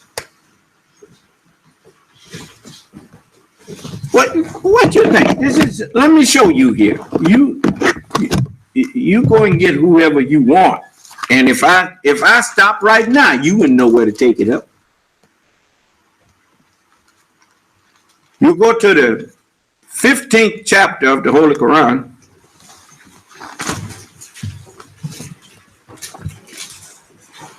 This is the 28th verse. It says, and when thy Lord said to the angels, I'm going to create a mortal of sounding clay of black mud fashioned into shape. So when I have, what is mud? It's dust and water. Is that right? When white people brought us over here and breeded us, made fathers produce offspring and black mothers, and then took the offspring and sold them like you do futures and like you do cattle and all that kind of stuff, and the children is raised up without any knowledge of their history. They reduced us to dust. And then they poured in us their water, teaching us that we was Negroes, and that the reason we was black was because we was cursed. And we was cursed by Noah for laughing at, because we was from Ham, who laughed at his father's nakedness. So his father Noah rose up and cursed him. And then cursed him black to be hewers of wood and drawers of water for his white brothers. And so we was Negroes. The only black people on earth calling themselves Negroes. And we didn't know no better. And so we was dust with water and urine poured on us. You can make mud out of urine, you know. But anyway, he poured a lot of false knowledge on us. And even when you had a brother like, what's the brother who designed the Washington, D.C., Benjamin Banneker? When you had brothers like the brother that did the peanut, found so many things to George Washington Carver, and Harriet Tubman, and Booker T. Washington, and all of them, all they were black people without the knowledge of who they really are, and they were mixed with the knowledge of white people, and we became white people in black skin. And so we were like dirt with water poured on it. And no matter how much water you pour on dirt, all it is mud. And whatever you make it into, and let it dry, it'll sit there, and then you pull some more water on it and make it into something else. You notice every time we get ready to accept a name that we are called by, they come and call us by another one. When we finally accepted being called black, when the Honorable Elijah Muhammad wasn't here no more, we started calling ourselves African American. And just like you can do mud, you can take mud and make it into something, and then pour some water back on it, soften it up again, and make it into something else. Is that right? Okay, so God said, Allah said, I'm going to create a mortal from sounding clay. Sounding clay, you remember the prophet said, and their sound went throughout the earth? Well, that's the messengers of God. They were the sounding clay. And he said, and their word is going to go into black mud. And I'm the one from black mud. And I was fashioned into the shape of a servant. What is a slave? It's a servant. So they helped fashion me and didn't realize that they was getting me ready to do away with their world. And so Allah, he said, of black mud fashioned into shape. So when I have made him complete and breathed into him of my spirit, fall down making obeisance to him. So in the second chapter of Ezekiel, it says, and he said unto me, Son of man, stand upon thy feet, and I will speak unto thee. And when he spake unto me, the spirit entered into me and stood me upon my feet. And that's when the Honorable Elijah Muhammad spake unto me, the word of Allah entered into me and stood me upon my feet. Do you understand? And so it says, so the angels, he said to the angels, make obeisance to him. It says, so the angels made obeisance, all of them together. So you notice I come to you teaching from all of the scriptures, all of the messengers of God. That's what angel means. It means messenger of God. And I come to you with all of their teachings. As he said, when the Son of Man shall come in the body that was prepared to receive him, and all the holy angels with him. Well, they were all told to bow down. And so they all made obeisance, but Iblis did it not. Iblis is the devil, the white man. He was not with those who made obeisance. And so it was said to him, O Iblis, what is the reason that thou art not with those who make obeisance? He said, I'm not going to make obeisance to a mortal whom thou hast created of sounding clay of black mud fashioned into shape. So it was said to him, then go forth, for surely thou art driven away, and on thee, surely on thee is a curse. Till when? Till the day of judgment. Now there's the mention of the curse. That's why I remember I used to be teaching white people and they'd be clowning and they'd just get out of my presence wherever I was. They were driven away because they just couldn't stand the fact that somebody that they thought was an inferior, they had been taught that the black man is inferior to white people.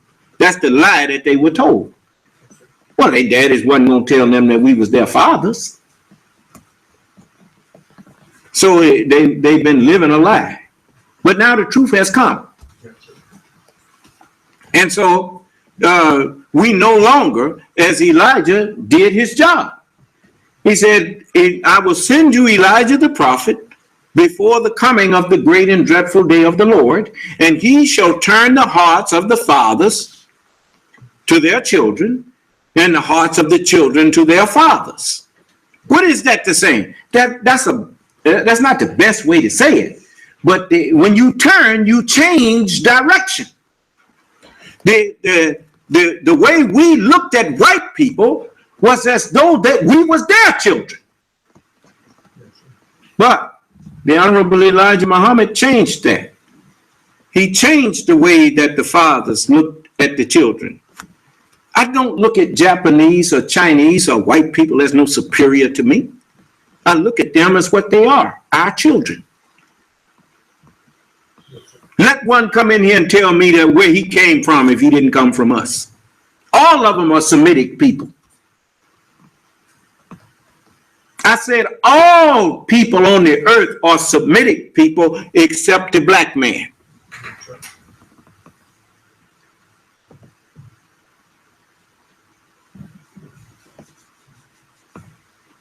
They came out of our semen. We didn't come from no other people's semen.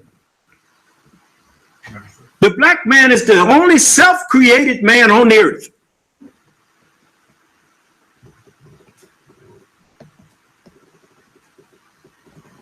And it says,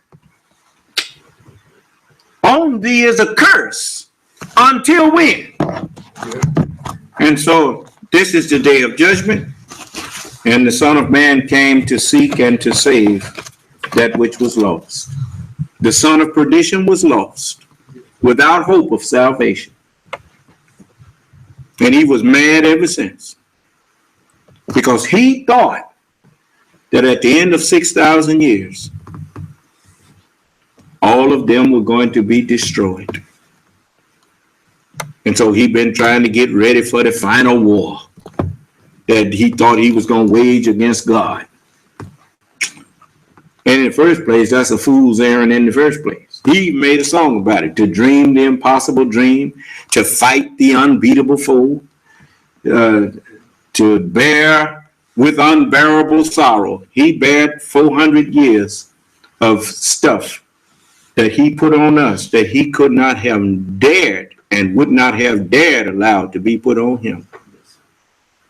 Huh? But he put it on us and went along with it. And it says to run where the brave dare not go. Who is the unbeatable foe? God himself. But he said, this is my quest. He made me to, and if he's going to destroy me, what I got to lose? Just well die fighting. But that wasn't what the plan was. The plan was to remove that half a mind that he have and give him a whole mind. Do you understand?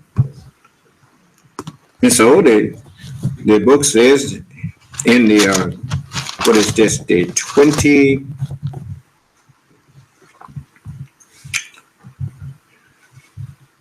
let's see here, tell you in a minute.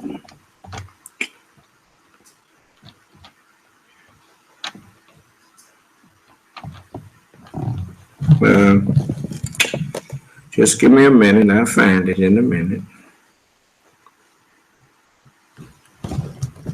I like to make sure that I prove these things to you from both books.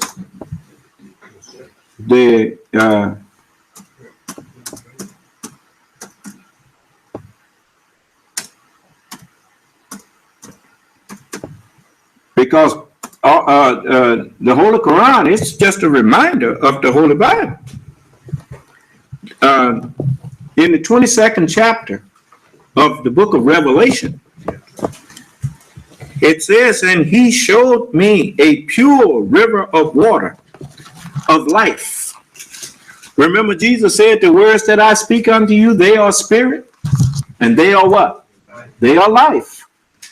Now, the way Jesus spoke the word, it wasn't pure.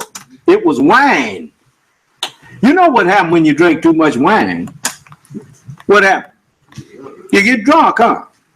You see all of the drunkenness that's happening from people reading the words of the prophets without understanding? But what does the sun do? You can take, dig you out a big valley. That's all the ocean is. It's a valley full of water. If you dig you out a big valley in your backyard, they call them swimming pools, and fill it with wine, and just leave that wine in there. Pretty soon, after years or so, depending on how hot it gets, all the wine will be done evaporated. Right? But a strange thing happens. When it rains, won't be wine no more. Won't be number water.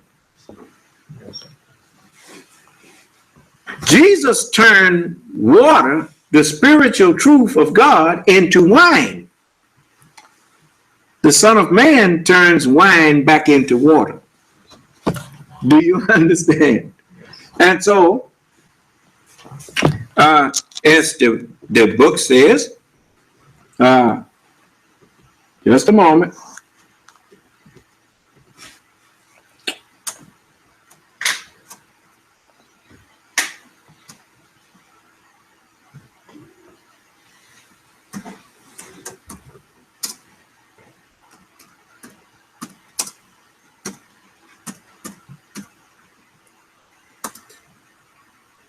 We love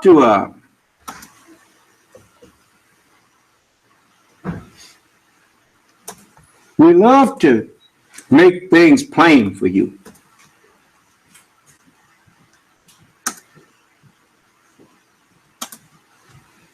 So, you look at where it says that there in the book of Revelation, it says,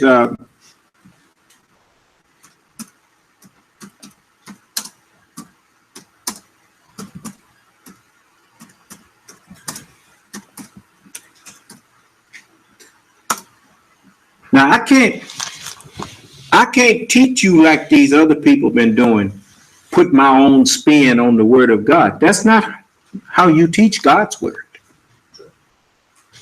If you don't get the understanding that you are giving people right from the book, then you lying. Now look what the Revelator says here.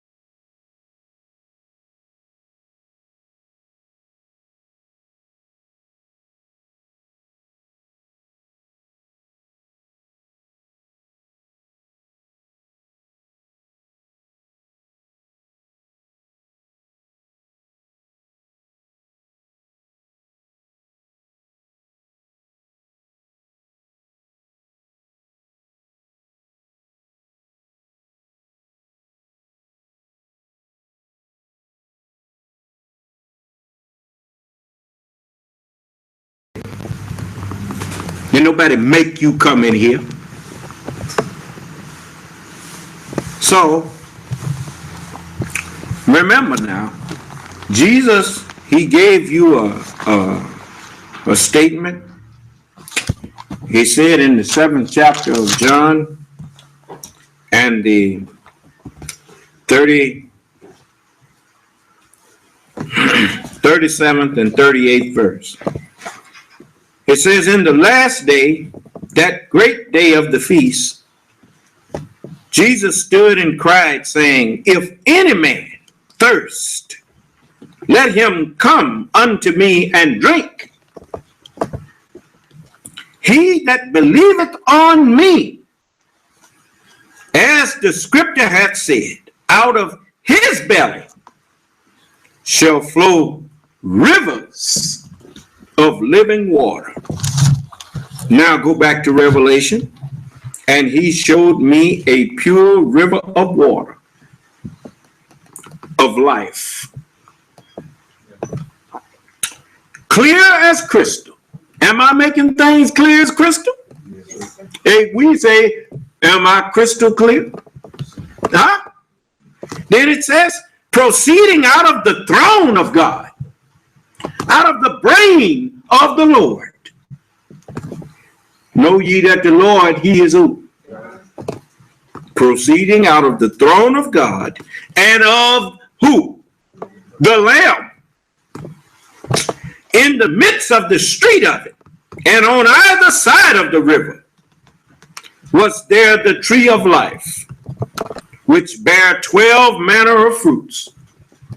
You notice, on the natural side of my brain and the spiritual side of my brain, both sides is the tree of life, the understanding of the truth. And it says, which bare 12 manner of fruits, and yielded her fruit every month. And the leaves of the tree were for the healing of the nations. Unto you that fear my name shall the Son of Righteousness arise with what? Healing. Well, how the healing go? The leaves of the tree of life. The leaves of the tree of life are all these pages in these books. They call some folders loose leaf folders. That's because you can staple them. You can undo the little brads that's holding them and take them leaves out of there, huh? They call the pages leaves. Well, the Holy Scriptures in their true understanding is the leaves of the tree of life.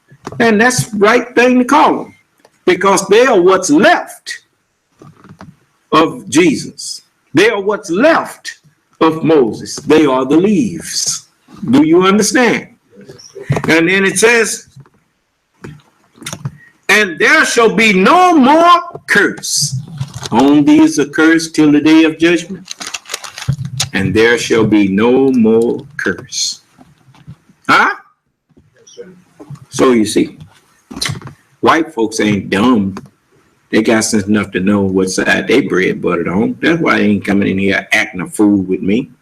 He got to be a zip fool to be in here clowning with me. And I'm here to take that cursed mind off of him. If he don't want it, well, fine. I'm not going to beg him, and I ain't going to beg you. So, just like all these people charging us all that money and ain't giving us the service we paying for. Man, you would have wished that you're going to wish that you had all of this to do over again when you see your punishment for what you're going to get for stealing and robbing me. You're going to get what you got coming. Now, if you couldn't help me, you should have left me alone.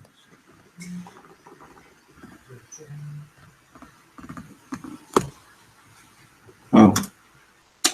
Anyway, let's go to the theology of time a little bit. I think we left off on what? Track 2? Or was it 3? I think it was 3. I think we left off on track 3.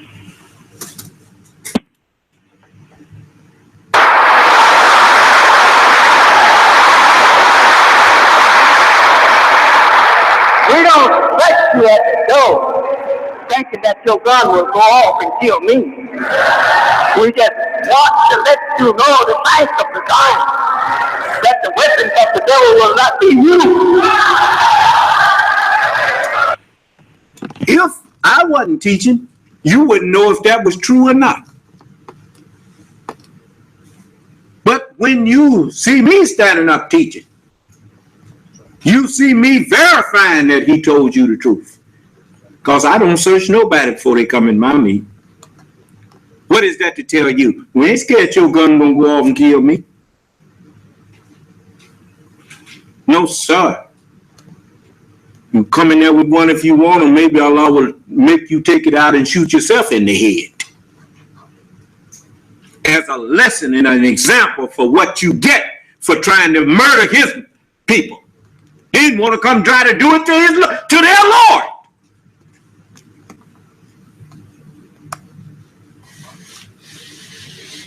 So you deserve to be punished.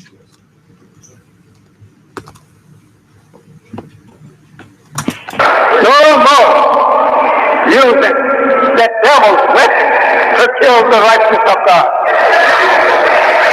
No. This is your last, brother. Your last. Stay out of it.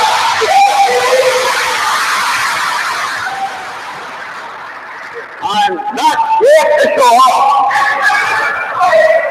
I'm here to show you something not to show off.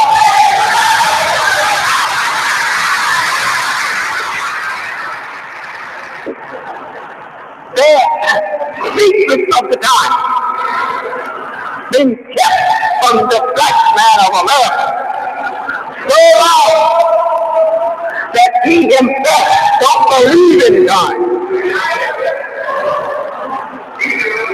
We, the first to rise from among the Christian dead, to instruct you, teach you the knowledge of the day and time you're living in. This is your day and my day. The white man don't have nothing in this day but self.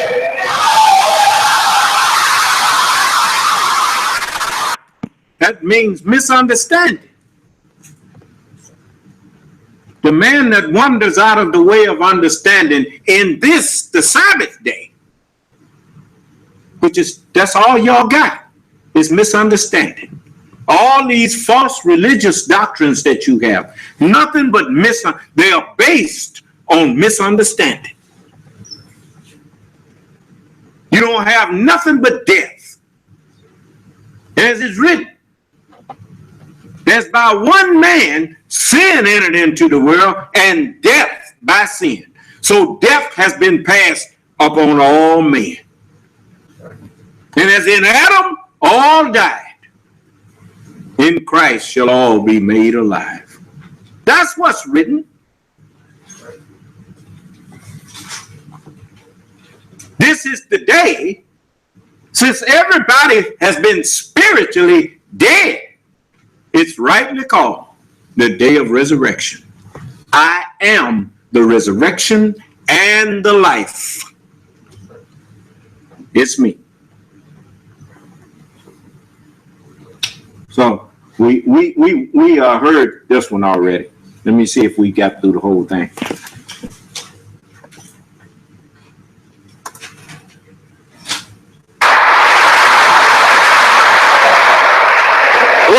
Father. Mr. Muhammad, that is not the father of the white man. My father is not a made father. My father is a creating father. After his self-creation, he began creating us. The black man is the only created man on the earth. And after self-creation, then from self, he made others. Do you understand? That's nothing but the truth.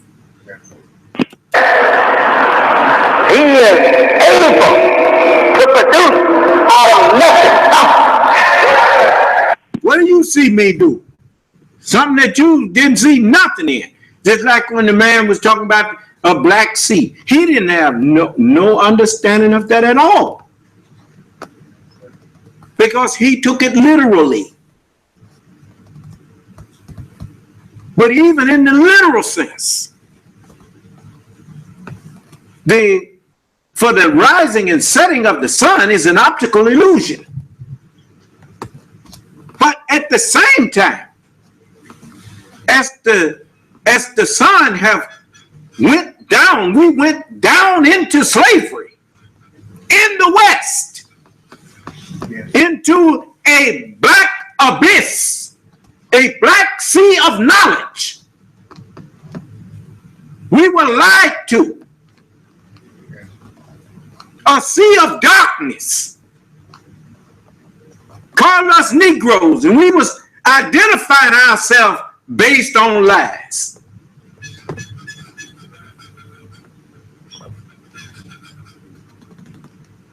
But now look, we're coming up out of there now.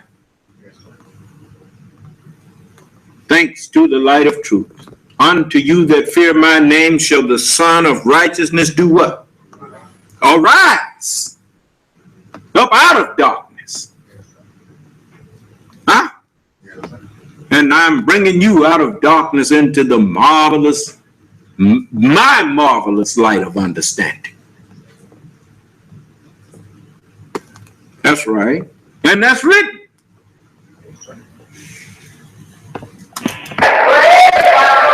I want to tell you theology of time. The time that we are living in. The secret of the time of the time was made so that you would not be able to know exactly when the time man is going off. Or he will have you so full of resentment. This he knew you probably would take him off to forever, the time expired. Well, that's the truth. Because we had to leave ourselves asleep to the knowledge of who the devil is and who God is in order for the devil to rule out his time. And so we set an alarm. And that alarm was actually in our genes. And the Honorable Elijah Muhammad was produced at the proper time to sound the alarm and wake me up. That's right. He said, no matter how many ministers I have, son of man, he said, if I have 1,000,000 ministers, he said, I'm the only one that Allah will hold responsible for you not getting the truth. He was talking to me. And so he got the truth to me. And once he knew I was woke, his mission was over. He was ready to go then. As he said, what you read of Jesus, he said that was talking about himself. He said, what did Jesus say? Jesus thought he was that man, and then he realized that that man was yet to come. So he had to die for his mistake. He said, it's expedient for you that I go away. He didn't mean he's going to go somewhere and listen at you for 2,000 years. It mean he was going to die. He said, nevertheless, the Father will send you one. If I depart, I will send him unto you. Yes, sir. And when he is come, he will reprove the world of sin and of righteousness and of judgment. Of sin, because they believe not on me. Of righteousness, because I go to the Father, and you see me no more. And of judgment, because the prince of this world have already been judged. And so, and he said, I have yet many things to say to you, but you can't bear it now. Howbeit, when he, the God of truth, is come, he said the spirit of truth, but you forgot he told you God is a spirit. When he, the God of truth, is come, he will guide you into all truth. So that's what I'm here. I'm here to guide you into all of the scriptures and the understanding of them, which is what I've been doing. So listen. Who would not be angry with a person that was not satisfied in taking his way out valuable labor, but took away from us the knowledge of God? That is the worst thing you can do. To go and deprive a man of the knowledge of himself. You can't see wrong anyway.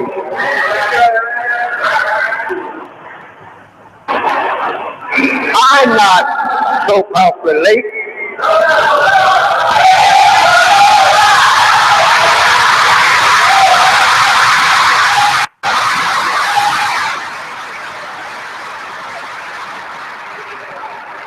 We have been teaching our music. We have also, and here today, teaching you how to eat and what to eat.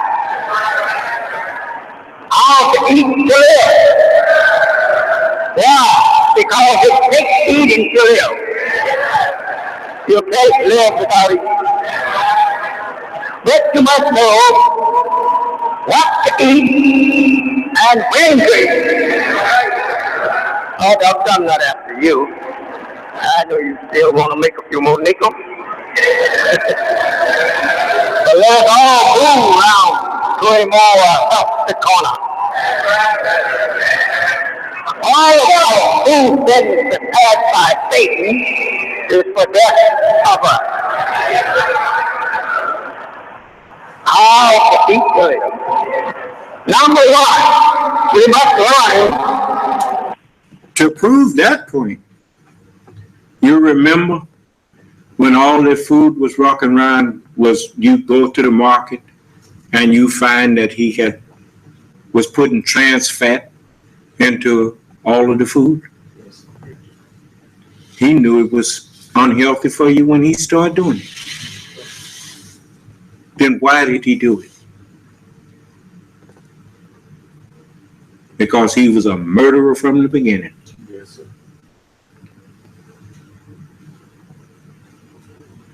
Then when people start finding out about it, then he undo it. Say he ain't, even now, he's up to lying. Say ain't none in there when he putting it in there. Yes, sir. But he loved money so much, he don't want to get sued if somebody's smart enough to find out he lied. They keep us ignorant so they can take misadvantage. He used to say, well, these are low-down white people. It ain't got nothing to do with his skin color. He do his people, the white-skinned people, the same way he do us. He even called his people poor white trash to justify mistreating them.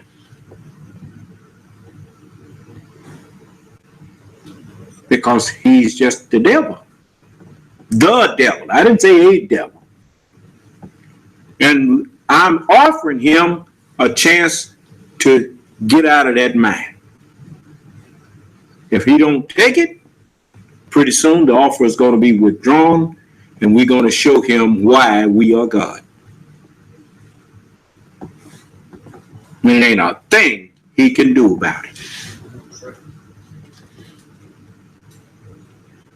The day is coming when I'm not going to have to do nothing but speak a word, and that's going to be the end of you.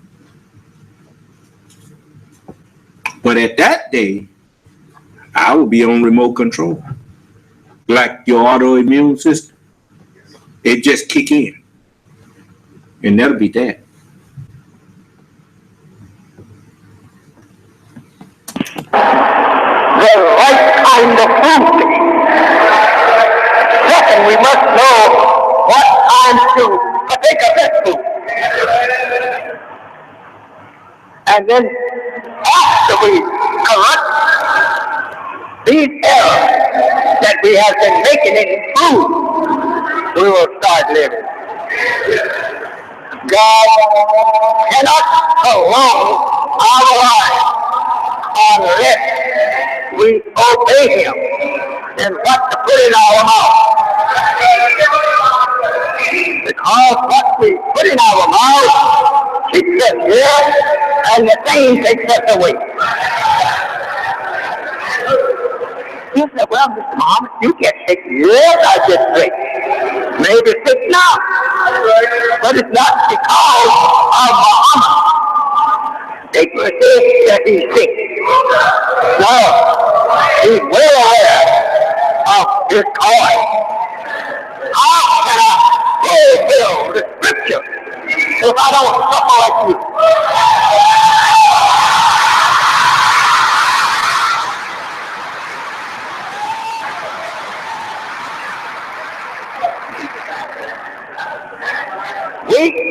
That they must learn the mistake that our apostles made of following this devil of Africa to come to the West.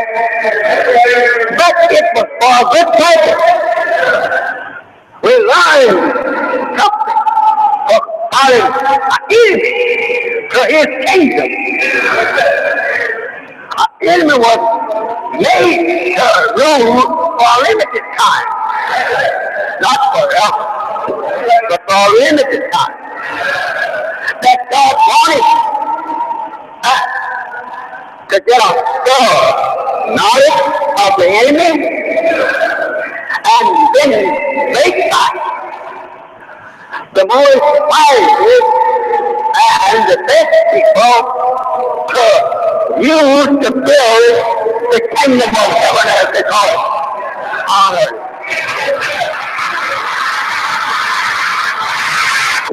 But the prodigal son, he he had went off and went astray in a far country, then the enemies of himself and his people. The poor man, he had no friend among them. And the Bible says that no one gave unto him. But after God went out at the time when he knew that he would be seeking a friend, met him and escorted him back home to his family of kin people.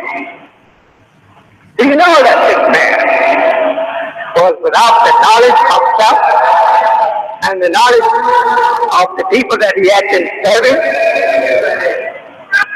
and the knowledge of his people back home? They had lost knowledge of all. But God foreknew this. So he came out and met his son. Just the time that his son had decided in his heart that he will go home.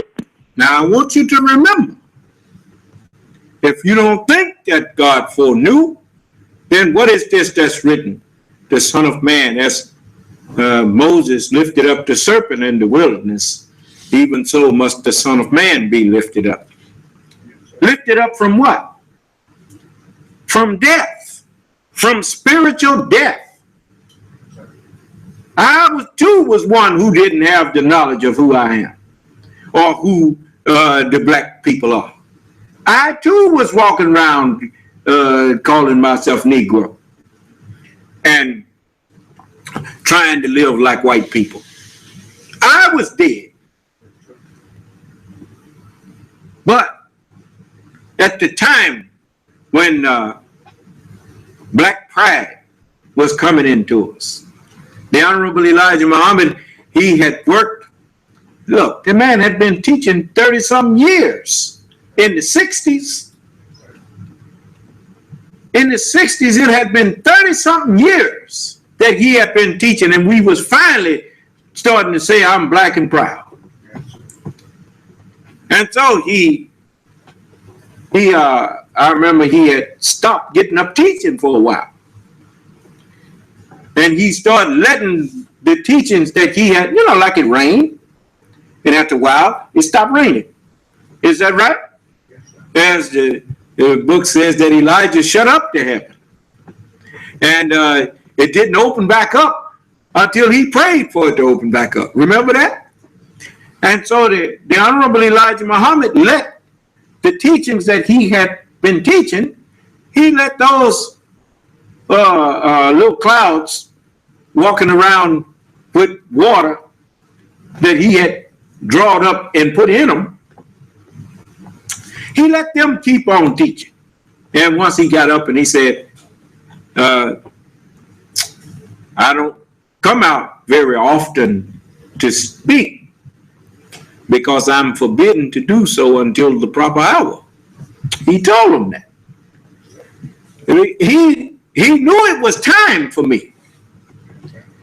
And he started getting up teaching on the theology of time, the study of God and religious truth of the time, which is known as the Sabbath day. And who is the Lord of the Sabbath day? The Son of Man. I'm the God that is the book talking about, as the messenger was talking about, the God of time. The Son of Man is the Lord God of the Sabbath day. And so he says it was time for him to get back up and start teaching. He came out and he met his son. Yeah. He saw that son he knew it was time, so he went out to meet him. Listen to what he said. Went out and met him. Beautiful fellow. At last there rose a famine in that land. To make that prodigal son come to himself, a famine rose there. The famine became so away from the prodigal son and all the money that he had. He became in what?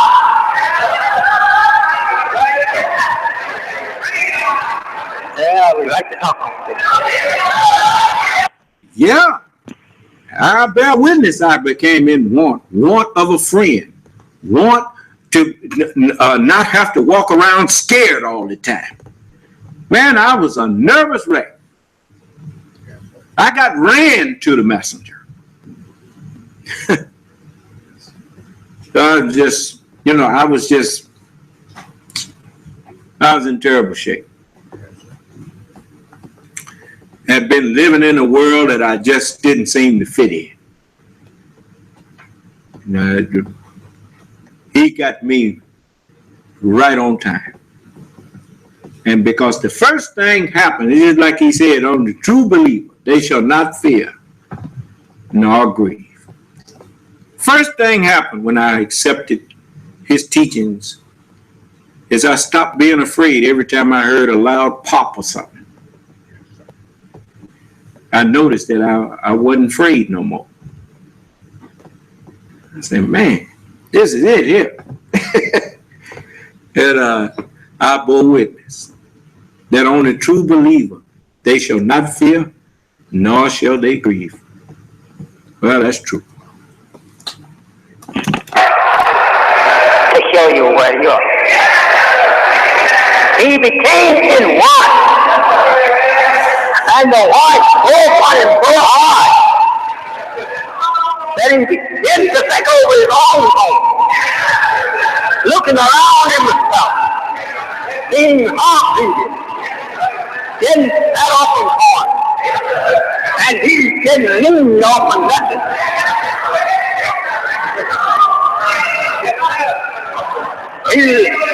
He began to take over his job. Wondering could he return to him after being such devil of a boy. He says, in my Father's house, think over those words, he have bread to spare. There's this evil mind don't have bread for himself, nor me. All right. Began to fix up his story what he was telling his father.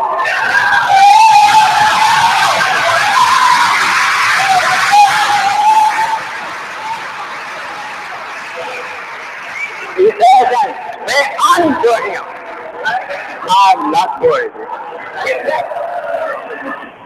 He began to think over the things he went through with, taking an enemy from our friend. And now he himself have nothing. I don't have no job. I can't get a decent job.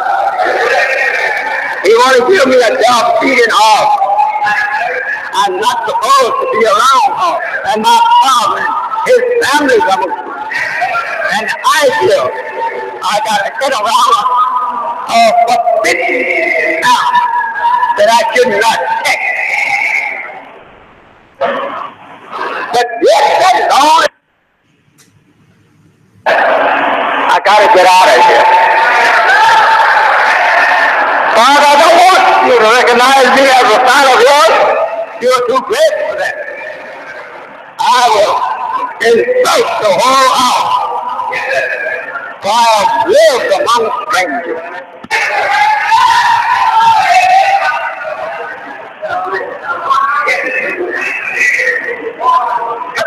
Where have you been? I've been astray. What did you find here? They don't have nothing to eat from. But you have legs to spread. And I'm here. As I asked the stranger for a job. I didn't ask to be a guest of his. I just asked him to let me have a job. And he soon had no job for me. American. And I'll tell you something else.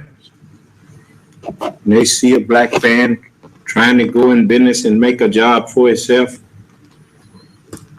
They don't give you the wholesale price that they give all the other people. They fix it where you can't even make a job for yourself. They want to keep you at their mercy. They hear me talking. Let them come in here and tell me I'm lying.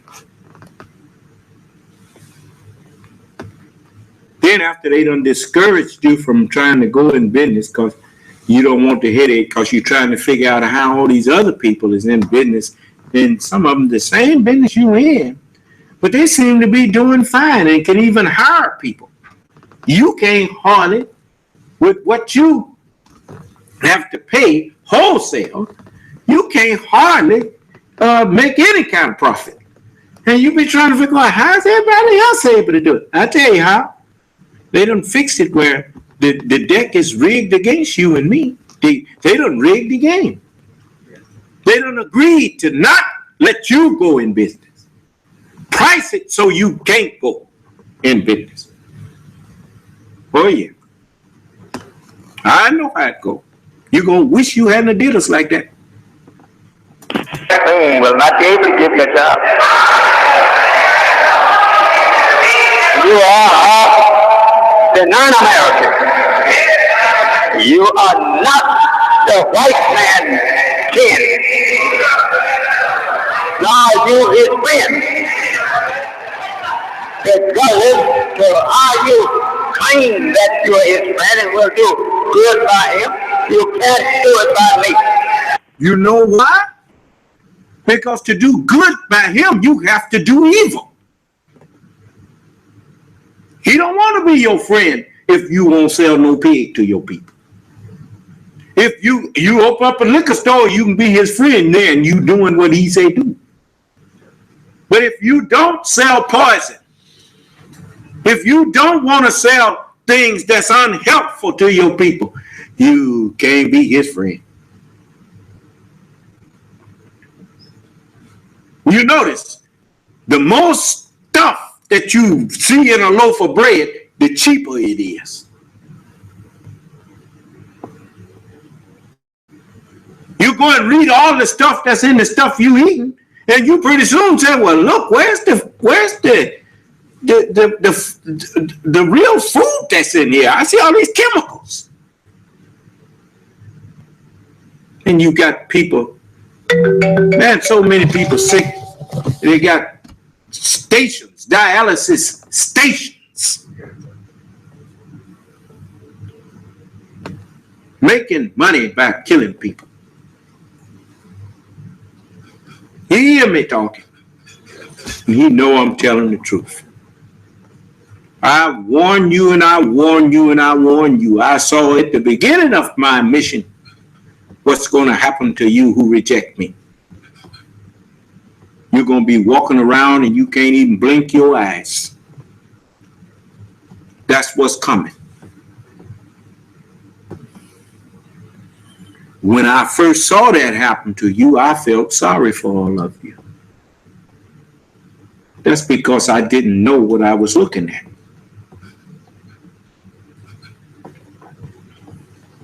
I won't feel a thing for you when I see it now. I didn't realize what I was looking at is the end of my mission at the beginning.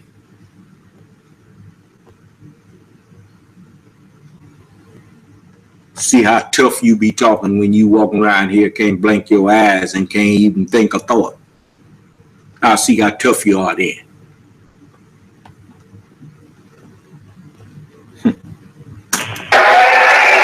You both are different people altogether.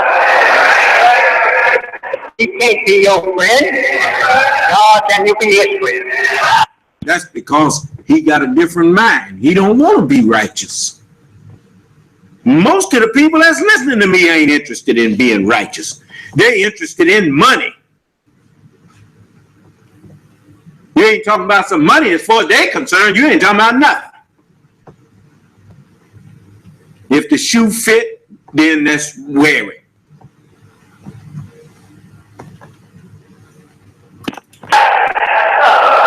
By nature, you're different.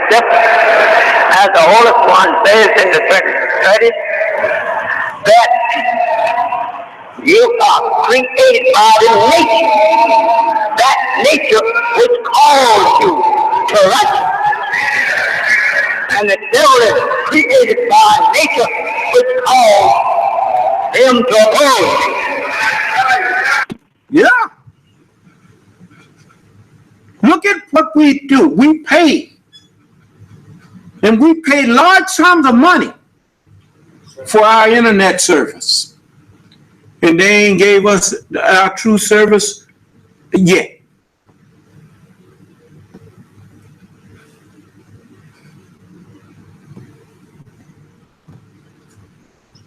But he take our money.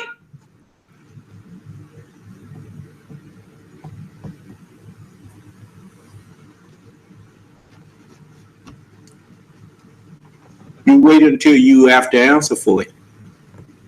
And you gonna answer. It's written, vengeance is mine, saith the Lord. I will repay you. You just keep on mistreating us. I'll fix you. You mark my word, I'm gonna fix every one of you. So, anyway, it's late. We left off on track 4 at 10:10.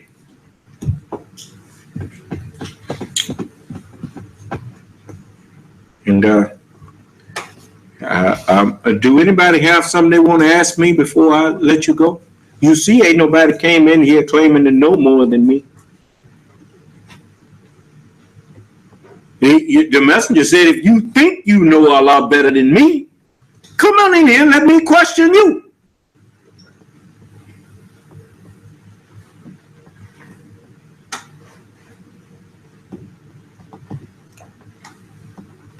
Actually, you don't come to me to question me. If you think you are equal to me or greater than me, then you tell me to question you.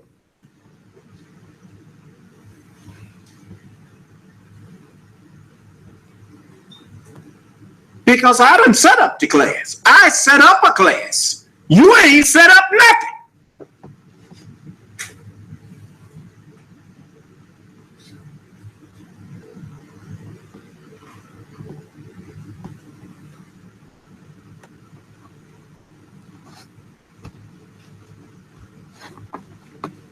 I even told you to bring your leader and teacher in here, and I'll let him be the host.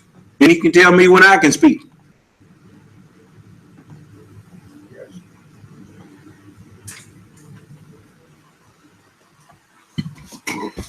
Excuse me. Okay. And I'm going to let you go. And all you secret haters of me, know this. Allah know your secret.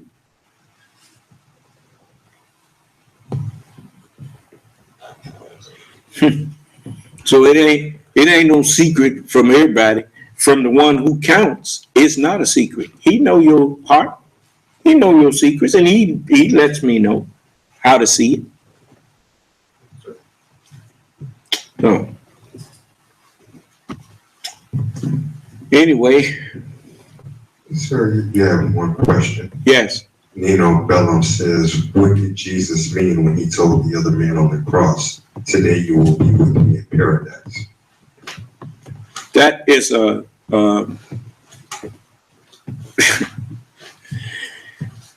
this was a prophetic saying. Everyone who believes, as that man, if you recall, he said to the other man and says, man, don't you fear God even in death? He said, we deserve to be up here. This man ain't did nothing.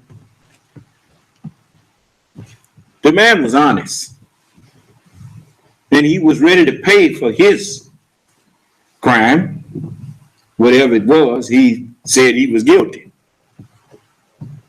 And he told Jesus, Lord, remember me when you enter into your kingdom. Jesus told him, this day shall you be with me in paradise, in perfect peace. And so that is what I say to all of you who, you remember I told you, point out what fault you found in me.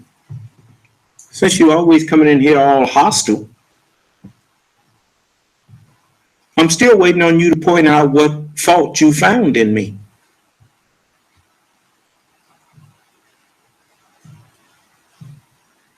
And those of you who wasn't hostile, and those of you who received me and recognized that I ain't did nothing to none of these people but tried to help them, and they hate me for trying to help them. But remember, the scripture says, I once knew a man who was caught up to paradise and heard unspeakable words, not lawful for a man to utter. I'm that man that was caught up into paradise. And this day shall those of you who didn't hate me without a cause, you shall be with me in paradise. Do you understand? All right. So,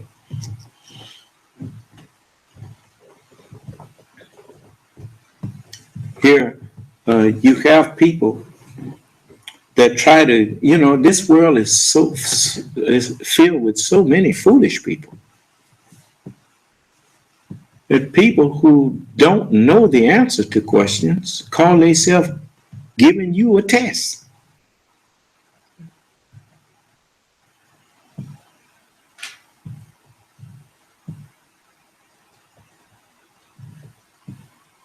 You notice, you didn't have no question on nothing I've been teaching. So, that's the scripture says, avoid foolish and unlearned questions.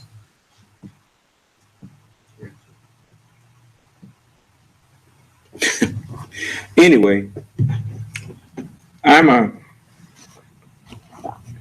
here to guide those of you who want guidance. Those who don't, I'm here to show you that you don't have nothing to fear from them. The wicked will soon not going to be here. They don't see that their world is self-destructing. And so, just stay behind me. You'll be all right. So, I'm going to let you all go. And remember, a lot of times I give answers to people and they think that, well, that ain't what Jesus meant. Jesus told you, he said, the words that I'm speaking are not mine, but the Father's that sent me.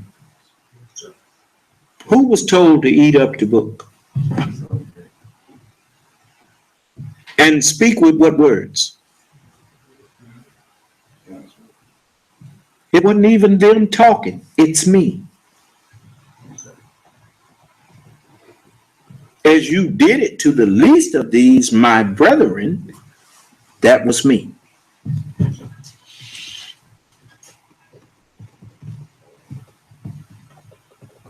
If somebody stick you in your eye, don't you say, why'd you get that? You stuck me in my eye. Why'd you stick my eye? Because whatever you do to any of the members of the head, the brain is telling you that that's me. Yeah. Okay. Let me let y'all go. I want all of you to, if you're truly with me, you have a lot to be thankful for. You should thank Allah that he let you be with me. No man can come to me except the Father which have sent me draw him.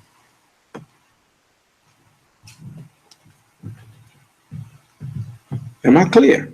Yes. All right.